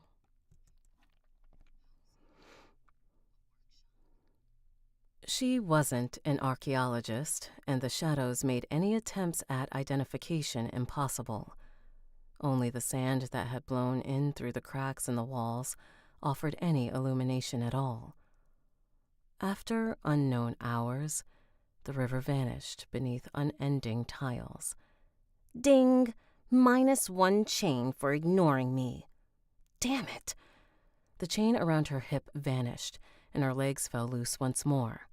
The sudden pain almost made her scream. She bit her lip to muffle the sound, but the wounds of gluttony only made the pain worse. Though the Crimson Armada system was cruel, this black star was petty. How do you feel, bitch? Though the Crimson Armada system was cruel, this black star was petty. Tired, and hoping she was far enough from their campsite. Tired, and hoping she was far enough from their camp, she dragged herself carefully into the closet closest room.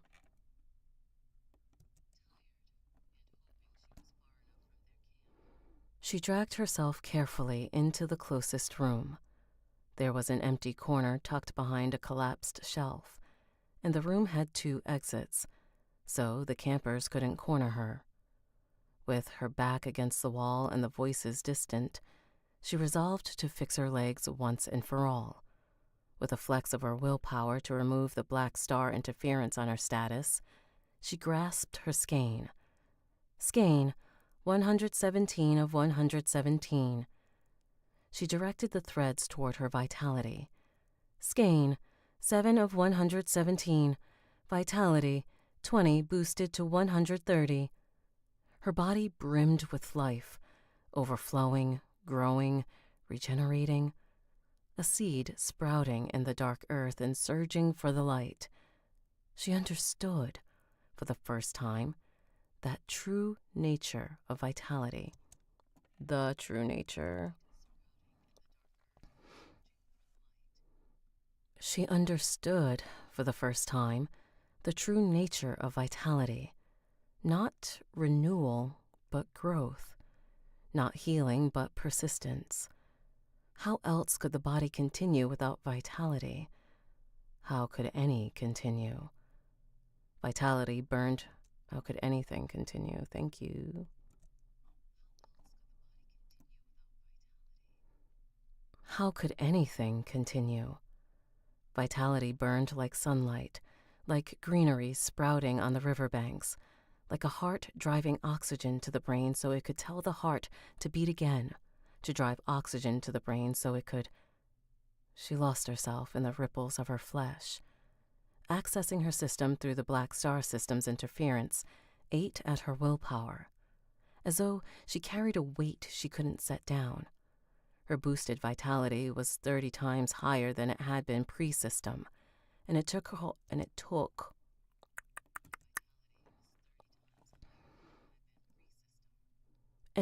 all her concentration to rein the lightning coursing through her veins and direct the explosive energy into her broken legs.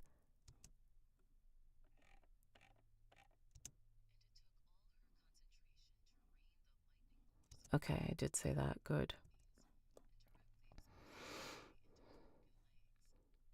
If it took months for a regular broken leg to heal, now it would only be hours. By concentrating and focusing her vitality, she hoped to shorten that time further. She probed the bruised muscles, hissing as she spotted the multiple fractures. But the pained hisses became laughter. 'Cause she is delirious now. But the pained hisses became laughter as the breaks healed under her touch. She found it hilarious that her entire career, her entire time at university, was now performed by a mental exercise and a magical force. The boosted vitality. The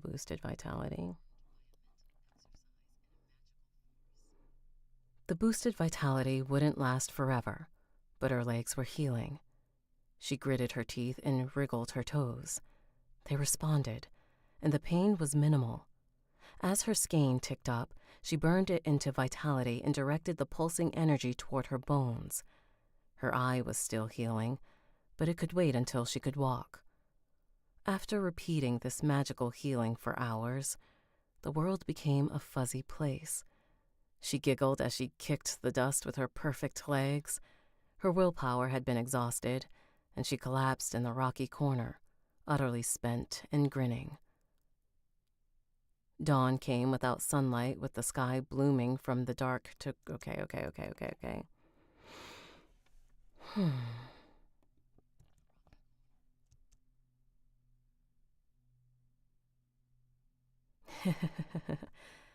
Hi, John. Yes. If you're still here, yes, I'm back for a little bit, for as long as I can be.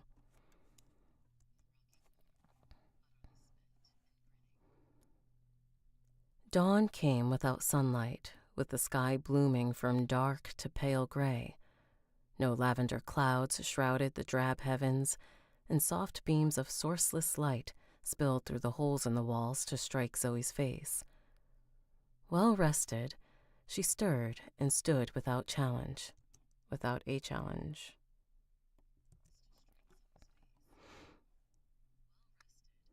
She stirred and stood without a challenge. Her body was still recovering, but her might gave her injured body more strength than any pre-system human.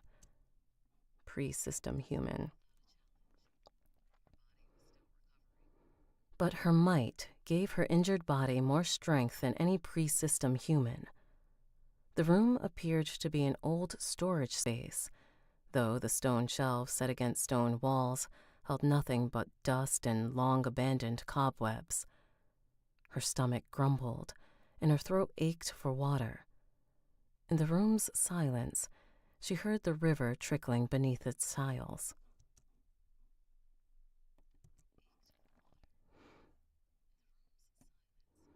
She heard the river trickling beneath the tiles. Her fist clenched, flashed with steel, and punched through the floor. Fragmented tiles fell into the swift moving.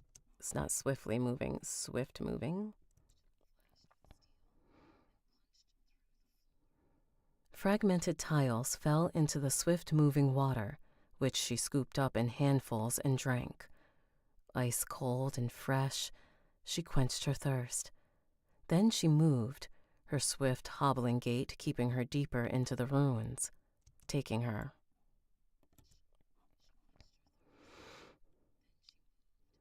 Her swift, hobbling gait taking her deeper into the ruins. There was no telling if breaking the floor had alerted the campers. The creature in the shaft of darkness, Trench, had held a power that totally eclipsed her own. Who knew what others like him existed in this dimension?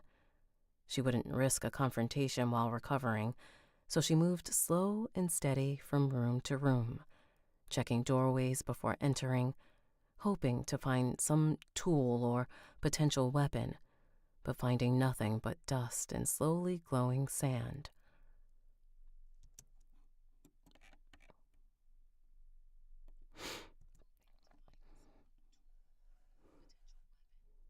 But finding nothing but dust and softly glowing sand.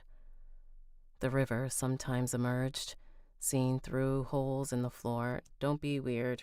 Oh, good, a truck went by anyway. Let's fix that.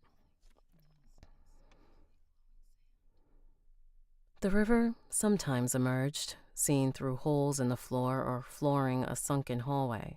Flooding. I know, brain. I went back, thank you. Seen through holes in the floor or flooding in a sunken hallway.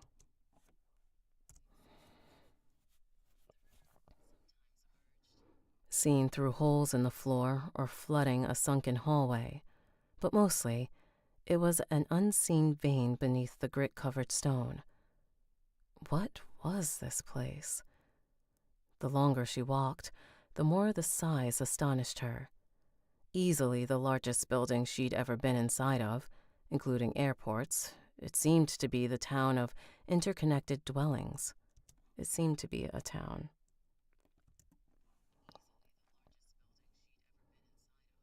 Including airports. It seemed to be a town of interconnected dwellings. She passed larger spaces, workshops, and walked down partially covered roads.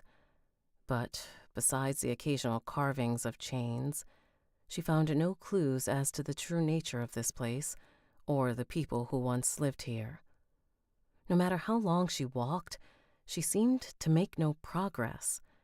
Room after room led nowhere. No exits, no windows, no signs that the desert even existed beyond these walls.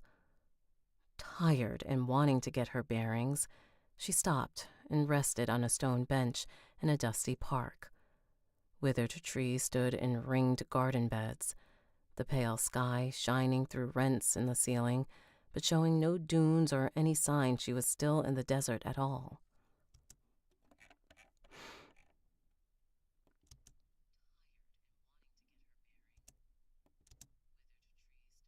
Okay, I did say that.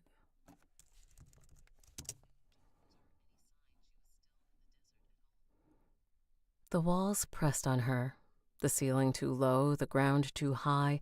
A tightness grew in her chest that breathing never alleviated. Zoe ran a hand along the rough stone bench, and dust came away under her fingertips. If she wanted, she could punch her way through the stone, punch and kick and punch until she escaped. But the cacophony of shattered stone would alert the campers. She hoped she was far enough away. Far away enough.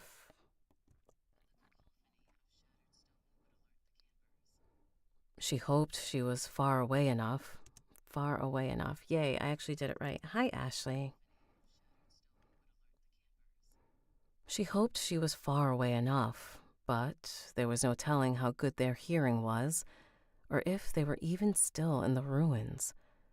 Whatever business had taken them away from their sight in the first place. Focus, focus, focus, focus. Ahoy! whatever business had taken them away from their site in the first place, could have done so again. Maybe she was being paranoid. Better paranoid than dead, she murmured to herself. But she needed a plan besides aimlessly wandering. Her eye continued healing beneath the patch torn from her shirt. Ooh.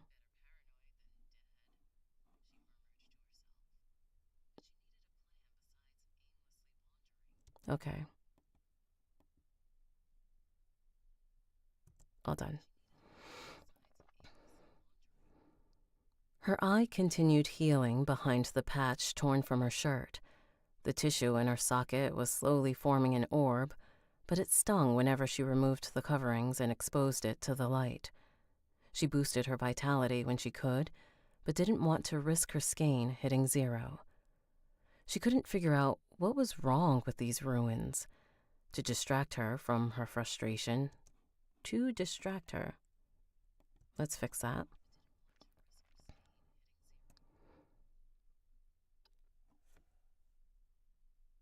Okay, I found my spot.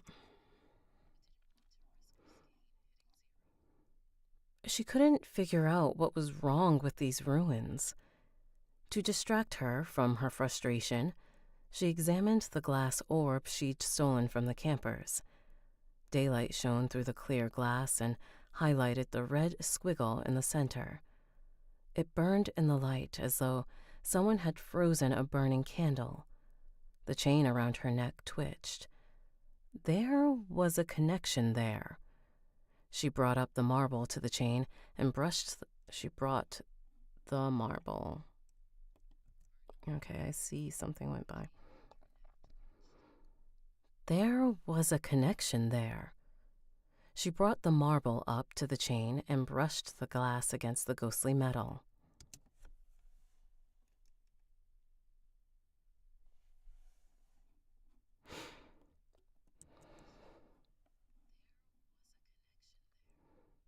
She brought the marble up to the chain and brushed the glass against the ghostly metal. The red wick flashed with light and heat and startled. Okay, I read that wrong. The red wick flashed with light and heat, and startled, she dropped the marble. It rolled away. Her face and hands flushed with the fading heat, and gingerly she picked up the now cool marble and placed it back in her pocket. A fire starter? It must be a feature of the Black Star system because it highlighted how useless the chain around her neck was without the system to assist her.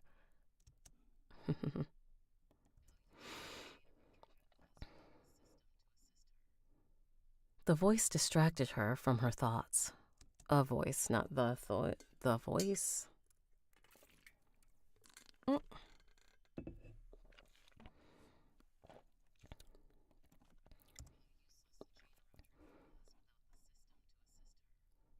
A voice distracted her from her thoughts. Hoarse, alien, close. She couldn't make out the words.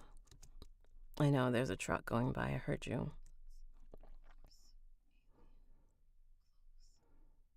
She couldn't make out the words. Looking about, she saw nothing, but moved in the opposite direction the voice came from, away from the park and down an alley or hallway, hoping to avoid confrontation. The voice called out again, and 2 more voices answered. She didn't need to know the language to understand. They had found her. Zoe ran. Her legs ached with every step, but she forced herself to go on, down halls, through rooms. I'm trying, Gigi. Gigi, I'm gonna be here all day. Down hallways, through rooms. So my mouth sees ruins, and it wants to say ruins instead of rooms. Down hallways, through rooms, over ruinous piles of rubble. I know, mouth. We're gonna just do it slowly, because you can't do it. Down hallways, through rooms, over ruinous piles of rubble, she sprinted as fast as her enchanted limbs could propel her.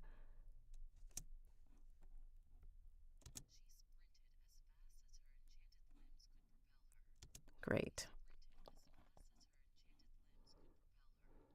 Footsteps echoed off the walls, and she hoped to outrun the sound. Outrun, not outrunned. Footsteps echoed off the walls, and she hoped to outrun the sound. In the half-light, she tripped, her speed launching her into a stony wall. She crashed and groaned as she slid down the groaned.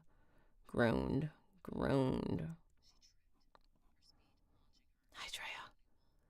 She crashed and groaned as she slid down on her recovering legs. What had tripped her? She glanced back at a fist-sized hole in the tiles. Water rushed underneath. No, it can't be. Somehow, Zoe was back in the room she'd awoken in that morning. When had she turned around? They always trip. When she had turned around, when had she turned around? All right.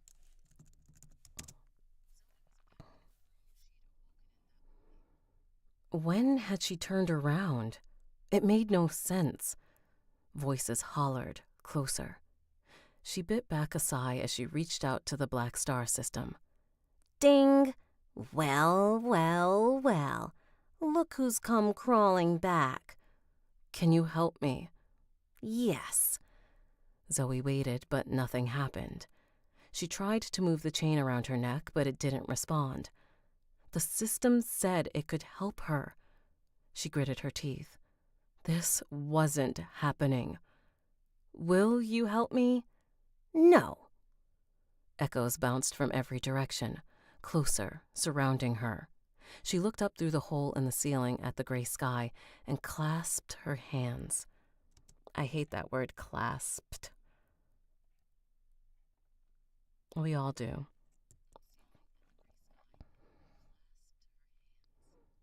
Please help me, she whispered. I'm sorry for ignoring you. I'm scared. I don't know what's going on and I don't want to die. I can't do this on my own. Silence stretched inside her mind. Footsteps slapped the stone. Excited grunts, calls an alien tongue. Laughter like hyenas drawing in on wounded prey. Ding! I'm glad you finally appreciate me. Plus 10 chains for groveling. Yes, all of that. All of it, Ashley. Plus 10 chains for groveling. 10 ethereal chains sprouted from her back as though she were some kind of spider. They twitched as they connected to her subconscious, and they rose to grab the loose stone in the ceiling. With a clanging heave, they pulled down a section of stone. Zoe coughed on the dust as the chains dragged her up through the new hole in the ceiling and onto the roof. Ooh, no. Okay. Sorry, not sorry. That's what I heard, Ashley. Sorry, not sorry. No. An endless labyrinth sprawled under the flat gray sky. No dunes in sight, only the twisting maze of ruined stone. Voices called from beneath her in an alien tongue, in an alien language.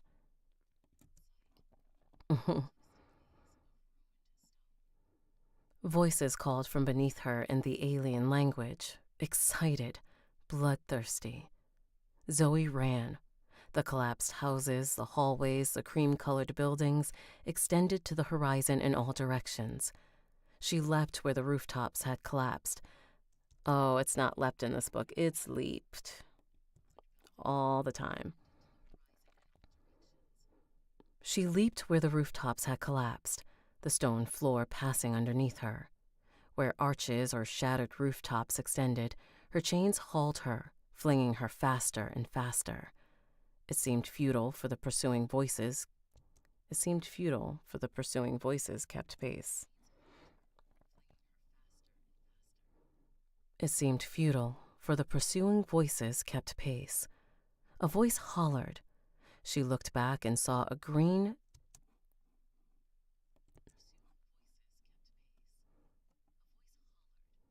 She looked back and saw a dark green silhouette leap through the gap in the ceiling and land on the roof. Got it. We's got it. She looked back and saw a dark green silhouette leap through a gap in the ceiling and land on the roof. Get your story together. They have to leap through the ceiling and onto the roof. She looked back and saw a green... All right. We just got to do it slow because my brain said no. She looked back and saw a dark green silhouette leap through a gap in the ceiling and land on the roof. The person resembled Trinch, but smaller, darker, their lithe body bending forward as they sprinted after her. Zoe put her head forward, leaping gaps.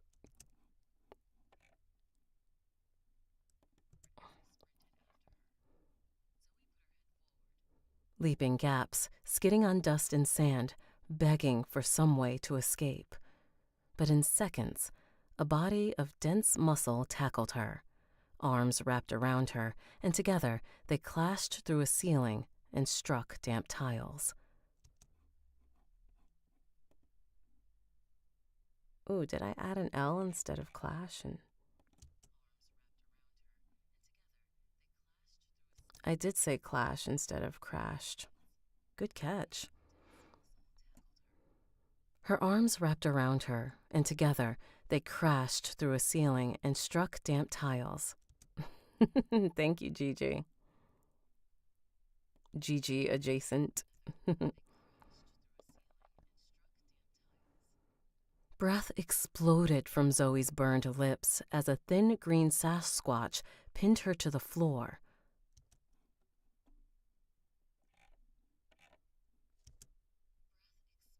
I did say that, computer. I said Sasquatch weird, didn't I? I think I held on to that way too long. Breath exploded from Zoe's burned lips as a thin green Sasquatch pinned her to the floor. Dust hung in a haze as Zoe struggled. Alrighty then. You're doing fine. Dust hung in a haze as Zoe struggled, her chains and limbs flailing against the powerful creature atop her, until a dread aura filled the room and choked the noise from her throat. Her chains crashed lifeless to the floor, and a leaden weight encased her limbs. Hi, Steve. I've been tagging you. I hope you're doing your Duolingo. Her chains crashed lifelessly to the floor, and a leaden weight encased her limbs. She couldn't breathe as the creature slowly stood and stepped away. It raised empty hands, showing harmlessness despite the ease with which it took her down. A chain slithered down from its hip and across the tiles to brush against Zoe's limp metallic links. There we are.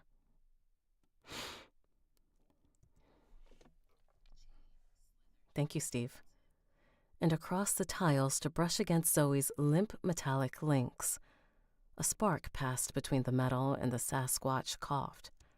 Abide by that comma.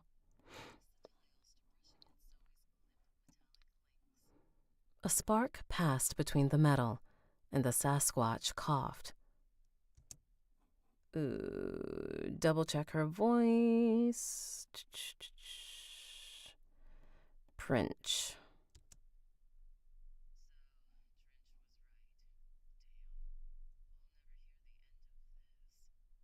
Okay.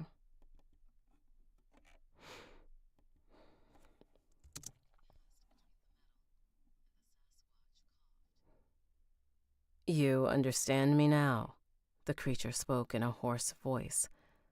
Zoe couldn't speak through the terror gripping her muscles, but she nodded. Good. I'm Princh. You are new. What's your name? Zoe coughed, her face growing red as she suffocated under the leaden weight. Princh seemed to realize Zoe's discomfort, as the aura vanished like it never was. Zoe scrambled back to the wall, staring, massaging her throat as her chains stirred like drunken worms. "What is your name?" Prince asked again. "Zoe Chambers." The creature pinched the bridge of her stubby nose.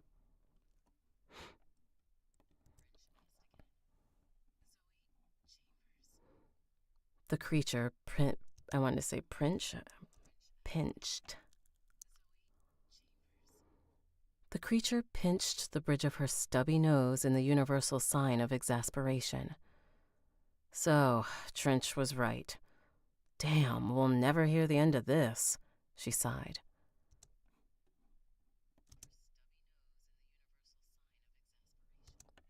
Signal.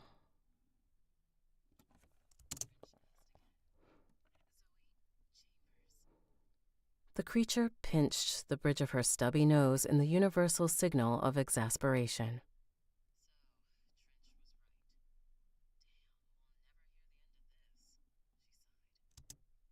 Cool.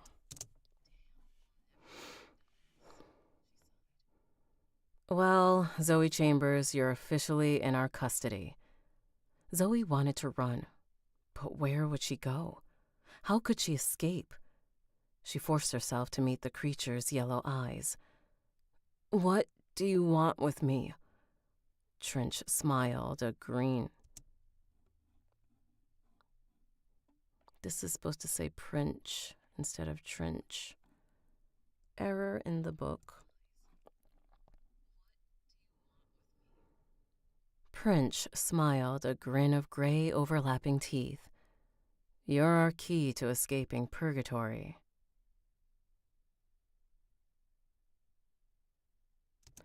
Cool.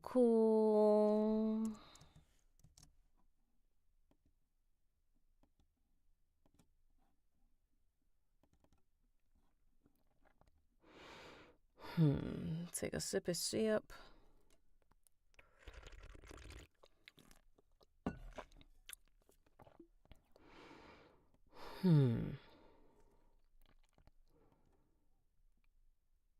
Chapter 31. A Meeting in Chains. Zoe trudged through the labyrinth with a prisoner's slumped shoulders. 10 chains wrapped around her torso.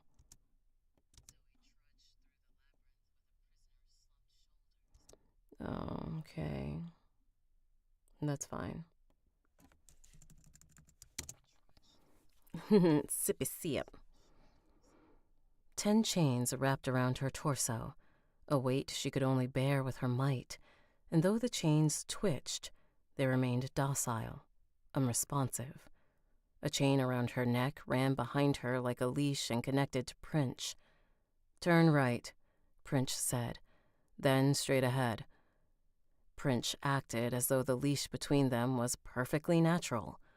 She was around Zoe's height, with a slighter build, though her dark green fur gave the illusion of extra bulk. "Get back to it, then." Come on, Ashley, we need more smut. Unless you're at your slave job. A faint scent, like a dog in salt water, rose from her sleek coat. The aroma followed Zoe as they navigated the twisting reality of the ruins. Zoe searched for landmarks, but found none. My accent, landmarks. Zoe searched for landmarks, but found none. Scavengers and decay had stripped the rooms they passed through long ago. She couldn't understand how she had gotten so twisted.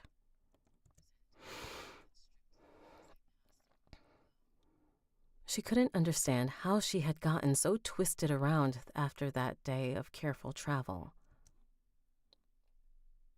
Got it. All right, let's get more comfortable.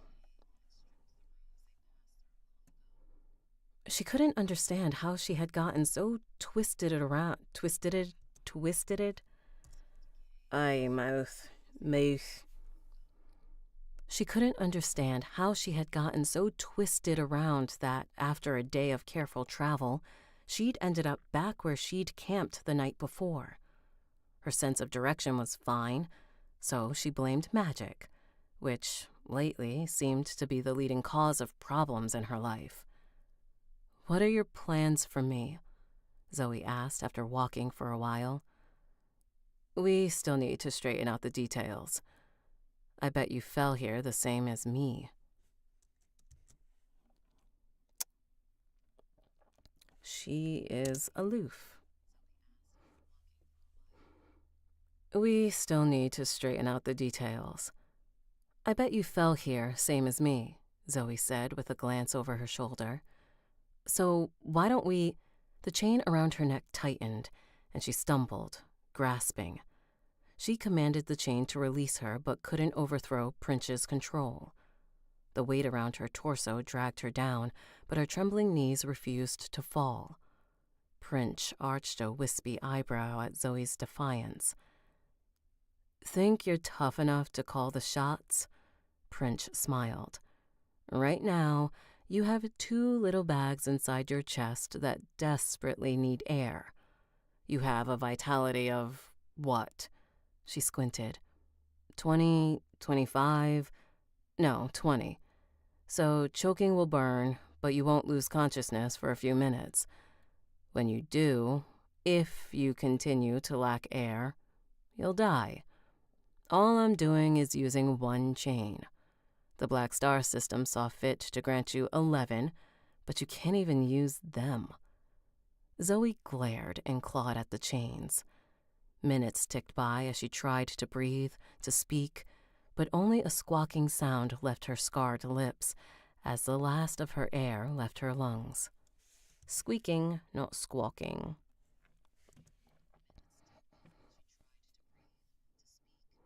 But only a squeaking sound left her scarred lips as the last of the air left her lungs. Her vision swayed, but she remained conscious.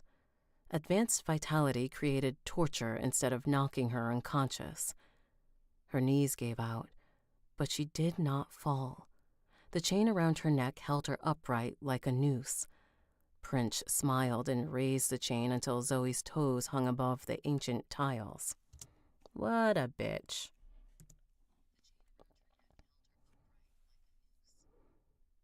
All right, I lost my spot. Prince smiled and raised the chain until Zoe's toes hung above the ancient tiles. "You are a prisoner," she said, "and every prisoner has a warden." The chain released Zoe and she collapsed onto the ground. She lay there, limp and gasping like a fish. Prince squatted down and stroked the welts around Zoe's neck with long, furry fingers. "Oop. My stomach said, 'Feed me, Seymour.'" "As a prisoner, you have 1 choice. Do what we say. Understand?" Zoe sucked down air. It hurt to breathe, but she nodded, and Prince smiled. "Glad we came to this arrangement." Zoe gripped her skein. "Skein, 97 of 117. She boosted her might. "Skein, 47 of 117. Might, 36, boosted to 86. And drove her fist through the air. Tiles shattered under her feet as she twisted upright, silver knuckles hard as bullets. Prince vanished, and Zoe swung through the empty air as Prince stepped close beside her.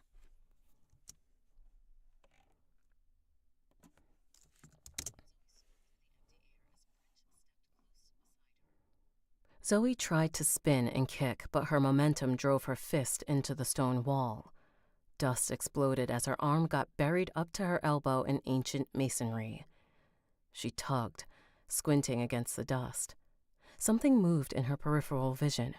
She tore her arm free, spun. Nothing. Where was Prince? Zoe turned, saw nothing, heard nothing. "Tell me something." Prince's hoarse whisper.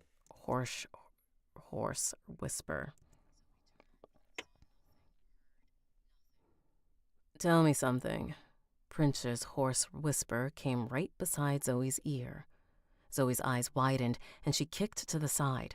Her foot shattered the wall, but the whisper continued. Why do might-based builds always think you can punch your way through any problem? Zoe leapt away, turning to face the voice's sauce accent. Quiet your face. Zoe leaped away, turning to face the voice's source, but saw nothing. An elbow crashed into the back of her head. The ground hit her cheeks. She blinked. The damaged wall collapsed in a crash of ancient stone and pale dust. She blinked. Where was Prince? She blinked again as the pain bloomed into darkness. Wood creaked as water lapped against stone. A dry wind blowing cool air stirred the dust and silt. All right. I was like, that's not slit.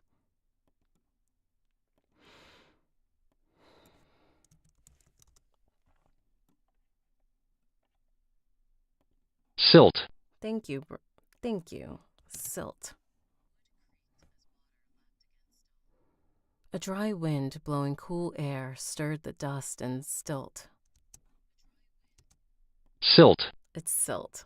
I know, my brain was like, silt. A dry wind blowing cool air stirred the dust and silt. Silt, silt, silt, silt. Silt. Silt. Yeah, I wasn't confident. Be confident. A dry wind blowing cool air stirred the dust and silt, tickling her nose. A rough hand grabbed her shoulder. Someone shook Zoe awake, and she jerked up, fist forming, but chains dragged her back down. This is the other girl. Double check her voice.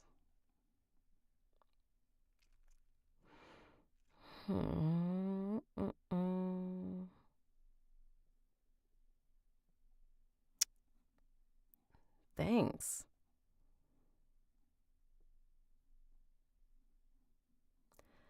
I have to double check the voice. It's in my notes. I forgot to record it. So I have to double check my notes.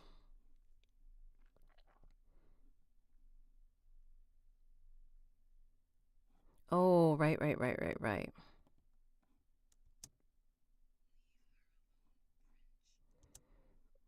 And her name is Oriz. That's right. Double check the pronunciation because we have been messing up royally. Orez? Aw.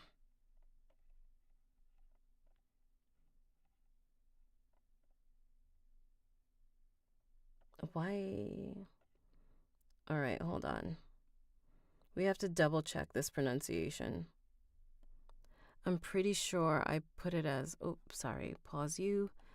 I think I pronounced it in the other book, Oriz. I did, Oriz. I did pronounce it that way. But Google is saying, girl, you said it wrong.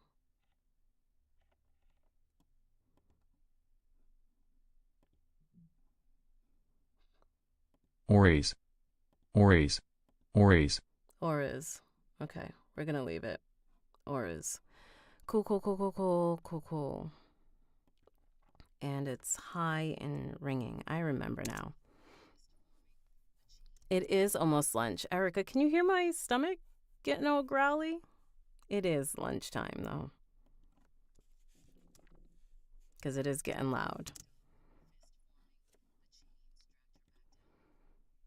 She really is a fighter, someone said in the high but tired voice. Oriz.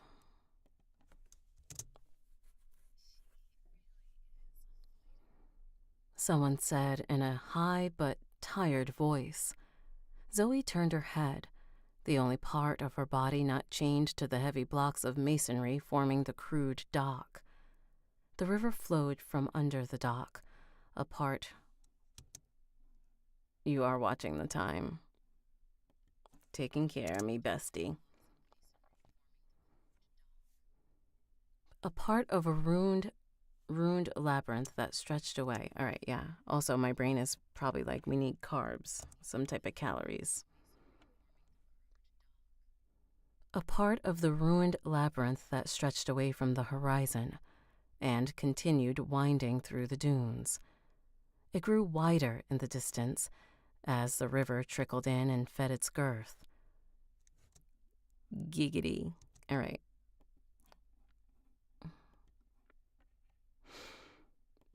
There we are.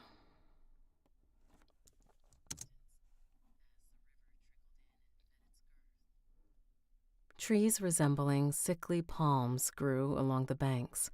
The white bird-like animals flitted through the scant shade. There's no escape, Prince said. The green-furred woman leaned against a pillar and smoked from a lapis lazuli pipe. All right. Flittered.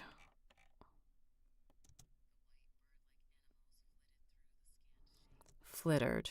They're upset that I didn't pronounce the R. Flittered.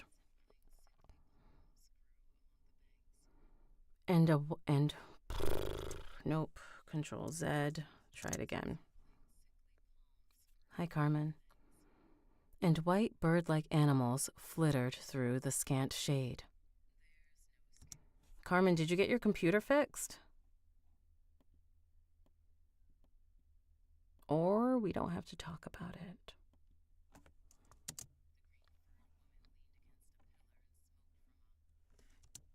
Lapis lazuli pipe.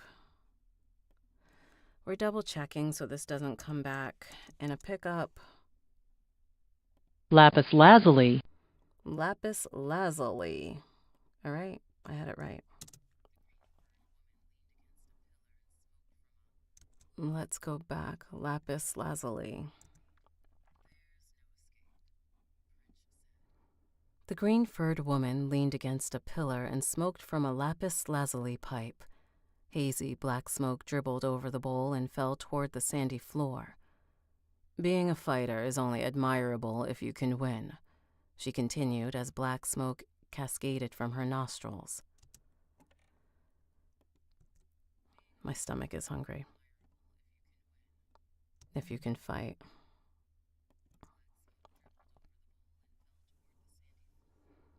Being a fighter is only admirable if you can fight, she continued as black smoke cascaded from her nostrils. Which you can't, at all. Honestly, how did you even reach the dungeon boss? Leave her alone, Prince, said the unknown person who'd spoken when Zoe awoke. Zoe tried to move, but chains intertwined her wrists and ankles with the ground. Prince had Zoe shackled to holes in the masonry, and unless she shifted tons of ancient rock, Zoe couldn't move.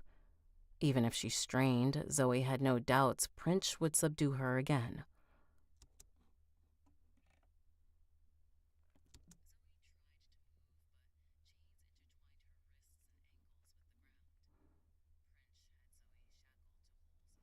Okay, I did say that.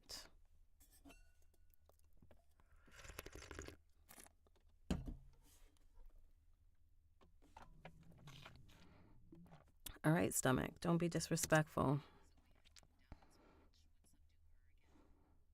One night, long ago, the police took Zoe from the forest and placed her in a holding cell overnight. That same sense of helplessness, claustrophobia swept over her now. I said helplessness, it's helpless. That same sense of helpless claustrophobia swept over her now. She exhaled through her nostrils and tried to maintain a calm exterior.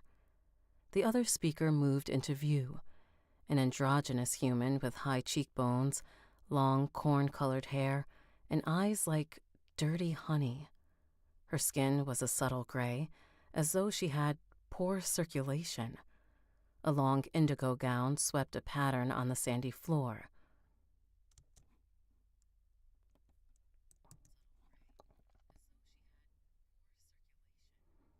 A long indigo gown swept in a pattern in the sandy floor. I'm Oriz. Come on, don't be weird. I'm Oriz, by the way, she spoke. Zoe stared. You look like a dungeon boss. Oriz shrugged as she tied her hair into a bun.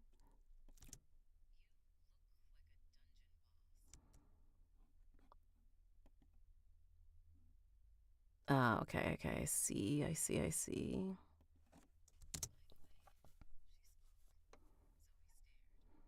You look like the dungeon boss. Oriz shrugged as she tied her hair into a bun. Are we your first aliens? She grinned. I bet you think we all look alike. No, Zoe shook her head. I didn't mean... I'm joking. The Crimson Armada system created the Mirabelle dungeon from my world's history. The dungeon boss is called Zatha... Zazayo. Where did I put his name?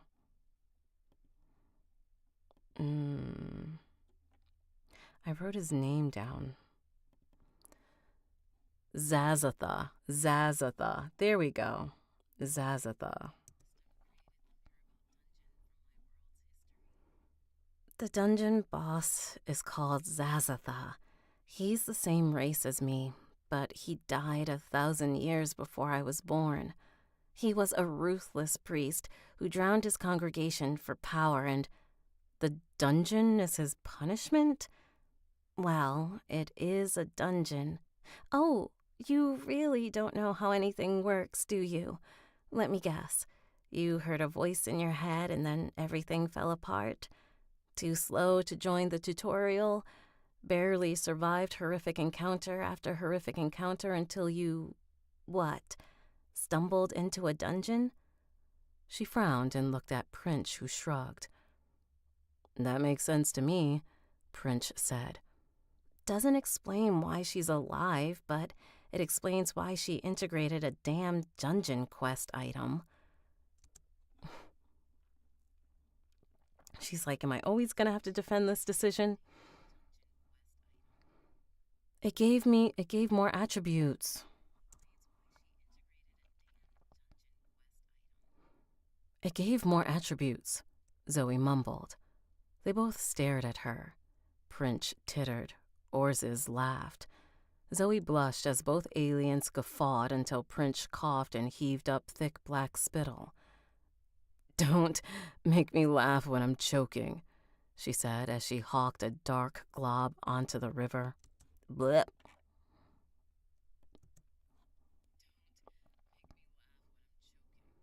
She said as she hawked a dark glob into the river. No wonder you got those burns on your lips. Pure gluttony. You swallow every little trinket you come across? No? Then how do you explain the gilded parasites swimming through your guts? Zoe's eyes widened. Her stomach itched. Had it always itched, or was she only noticing it now? Were they messing with her? She glared at Prince as the green woman wiped spittle from the hairs around her chin. You're messing with me, Zoe accused. You wish. Prince squinted as she drew from her pipe.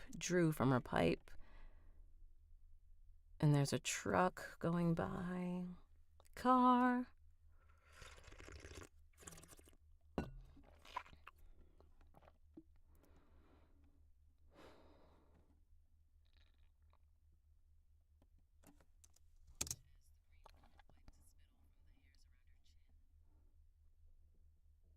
Okay. It's still at the stop sign. Okay. You're messing with me, Zoe accused. You wish. Prince squinted as she drew from her pipe. I think that's a train.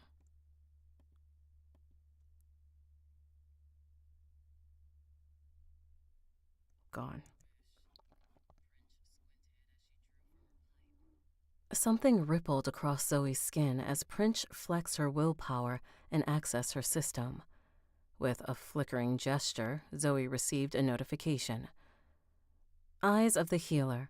User can observe the hidden interactions of essence and flesh. At higher levels, the user can share this sight.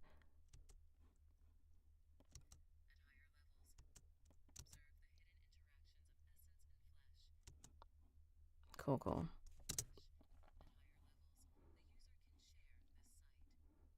Zoe blinked away a sensation like dust in her eye, but something moving inside her guts distracted her. She looked down with dread to see her clothes, her flesh, had become translucent. Through transparent skin, she saw veins, muscular fiber, organs breaking down her scant meals of the last few days. A half-dome surrounded her heart, metallic tissue, the physical manifestation of her technique, our hearts toll as one.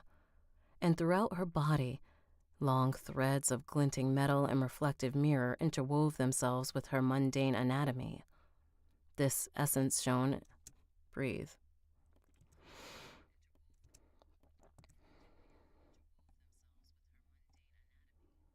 This essence shone in stark contrast to the gunk of normal flesh. Okay, I said that. Computer, driving me crazy. It took her breath away to see skein glowing, folding in on itself, and passing through her cells like a billion threads through the eyes of billions of needles. Breathe, breathe, breathe, breathe, breathe. This is amazing!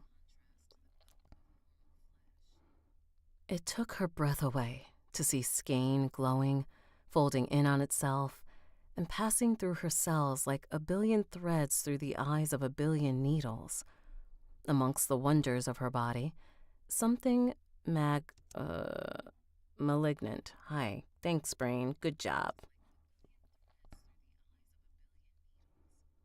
Among the wonders of her body, something malignant stirred. A giant golden worm slithered through her bowels, foul aura leaking from its oily skin. Blech.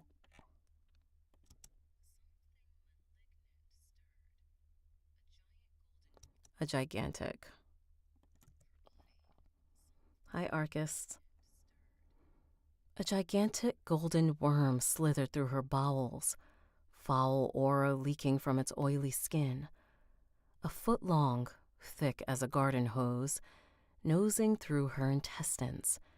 Tendrils and antennae bristled from a head that looked like a pawn mated with a catfish.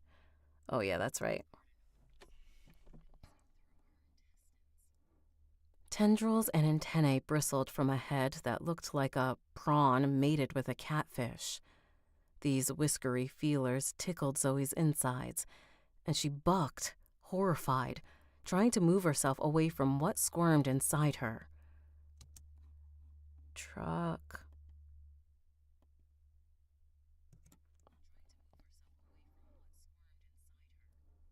The chains clanked in mockery as they shackled her to the floor. Okay, I said that.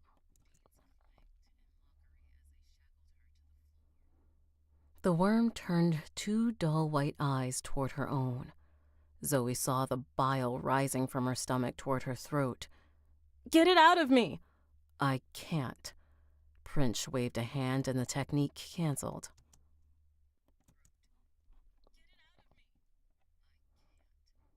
Prince waved her hand and the technique canceled. Zoe stared down at the tattered shirt covering her stomach. Blech.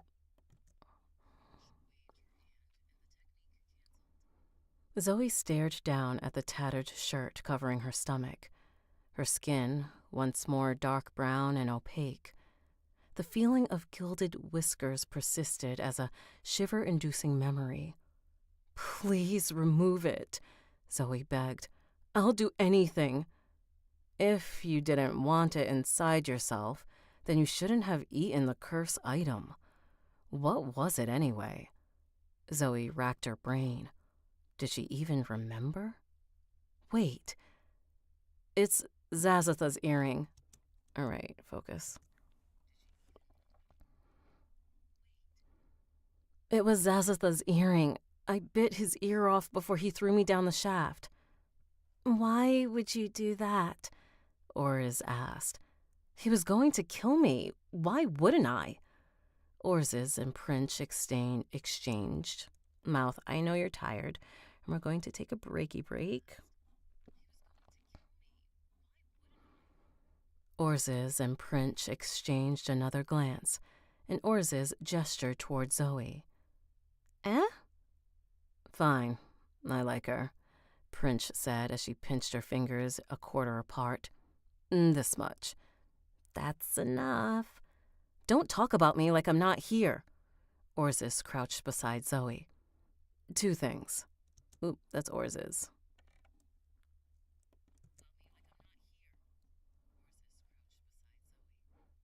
Two things, she said as she fished in a worn leather satchel. 1, we could both kill you without trying. Not even combat builds, by the way. You're just that weak. So, some respect is in order, lest we rip out your tongue and use it for our purposes anyway. All right. So, some respect is in order, lest we rip out your tongue and use you for our purposes anyway. Her yellow eyes crinkled as she smiled.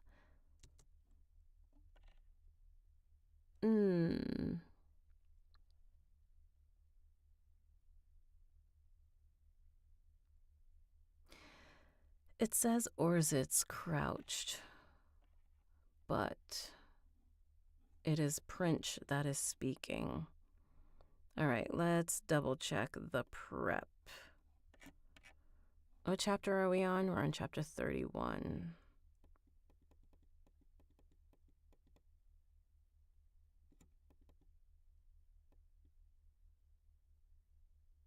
Okay.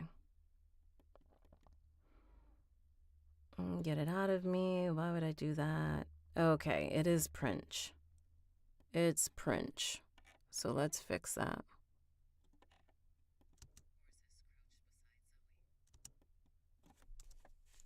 Lazarus Tate. Nice.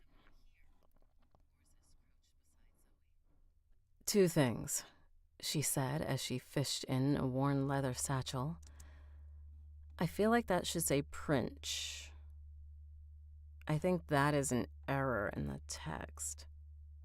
Because Orzitz doesn't have yellow eyes. So let's fix that.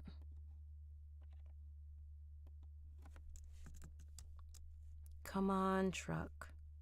You can do it.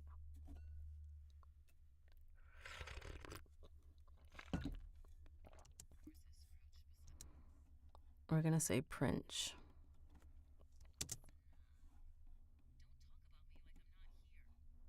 Orzitz, Prince. We have to fix what's written.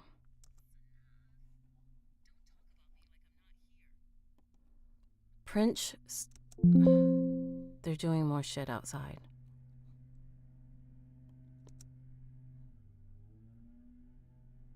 As soon as I finish this chapter, I'm gonna eat and I'll be back. Will I? Yeah, I'll be back. Prince crouched beside Zoe. 2 things, she said as she fished in a worn leather satchel. 1, we could both kill you without trying. We're not even combat builds, by the way. You're just that weak. So, some respect is in order, lest we rip out your tongue and use you for our purposes anyway.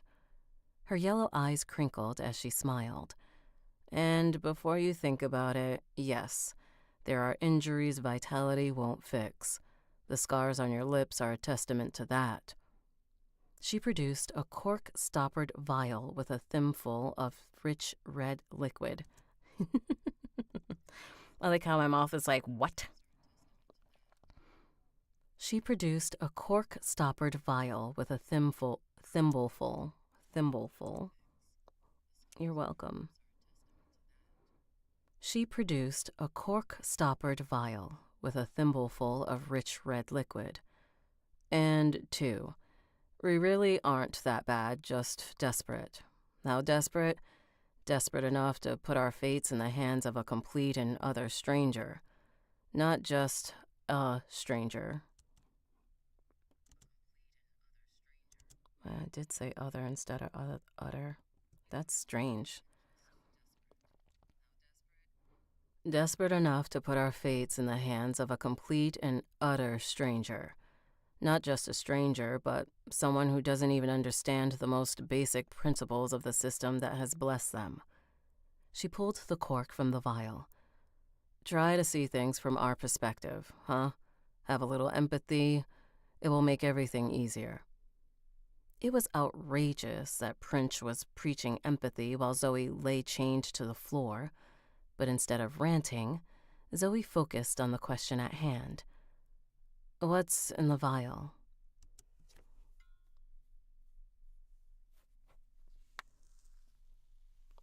Oh, this is wrong.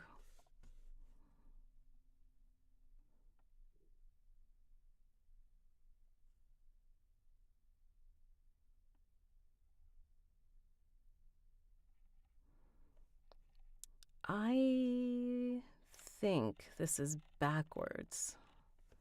But as a narrator, you're supposed to read it as is and not make the changes. Fudge, I hate when this happens. When I get confused. All right, yeah, the chapter is just about done. So I am going to redo that. I like how I changed it, but it doesn't. So there are certain things that I changed, but it doesn't fit. So I have to go back and redo it because I thought it was a misprint. So, all right.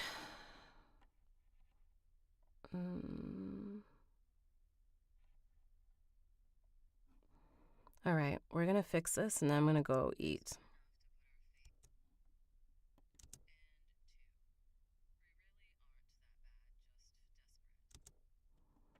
Okay.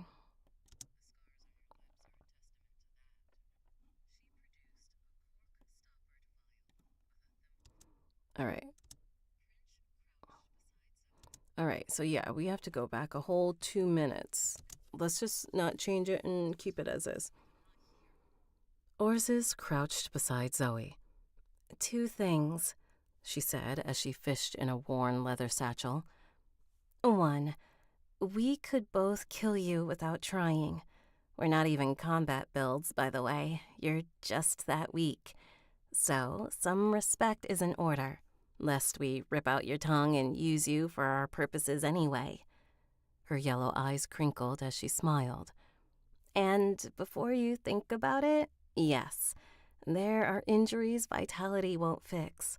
The scars on your lips are a testament to that. She produced a cork-stoppered vial with a thimbleful of rich red liquid. And 2, we really aren't that bad, just desperate. How desperate? Desperate enough to put our fates in the hands of a complete and utter stranger. Not just a stranger, but someone who doesn't even understand the most basic principles of the system that has blessed them. She pulled the cork from the vial.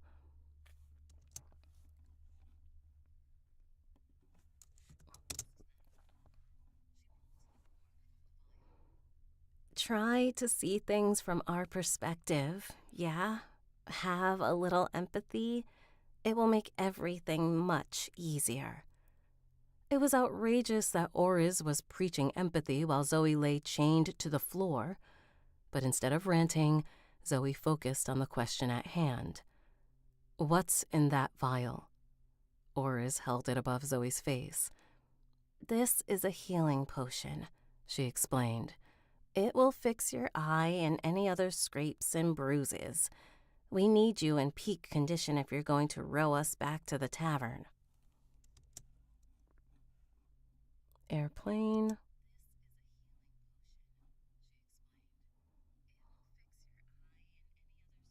Okay, I did say that properly. Good, good, good. We're just trying to get to the end so Ass can eat. A spicy aroma wafted from the narrow vial. Will it remove the worm? Oriz glanced at Prince, who shook her head.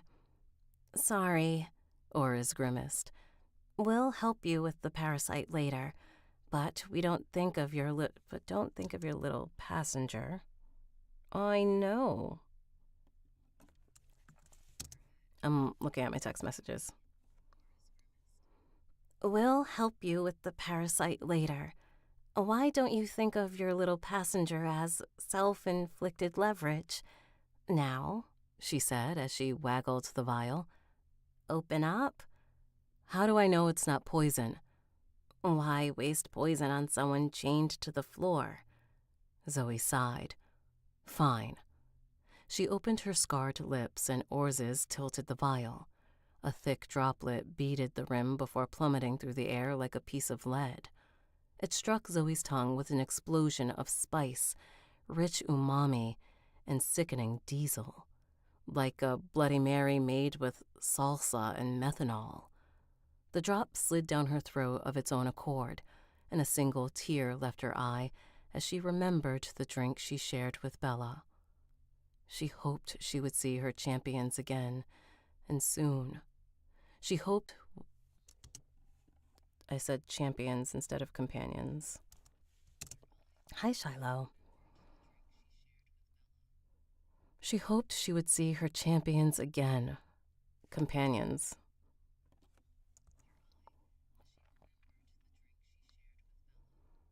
She hoped she would see her companions again, and soon. The hope was small and feeble in the face of the nightmare entrapping her, but it was still there, and she held on to it with everything she had.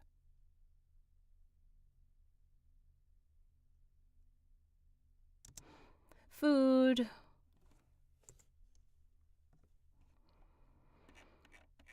All right, we're gonna save this.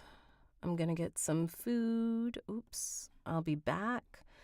Come back and join me if you want. If not, there are a bunch of other lovely narrators online, and you can watch them.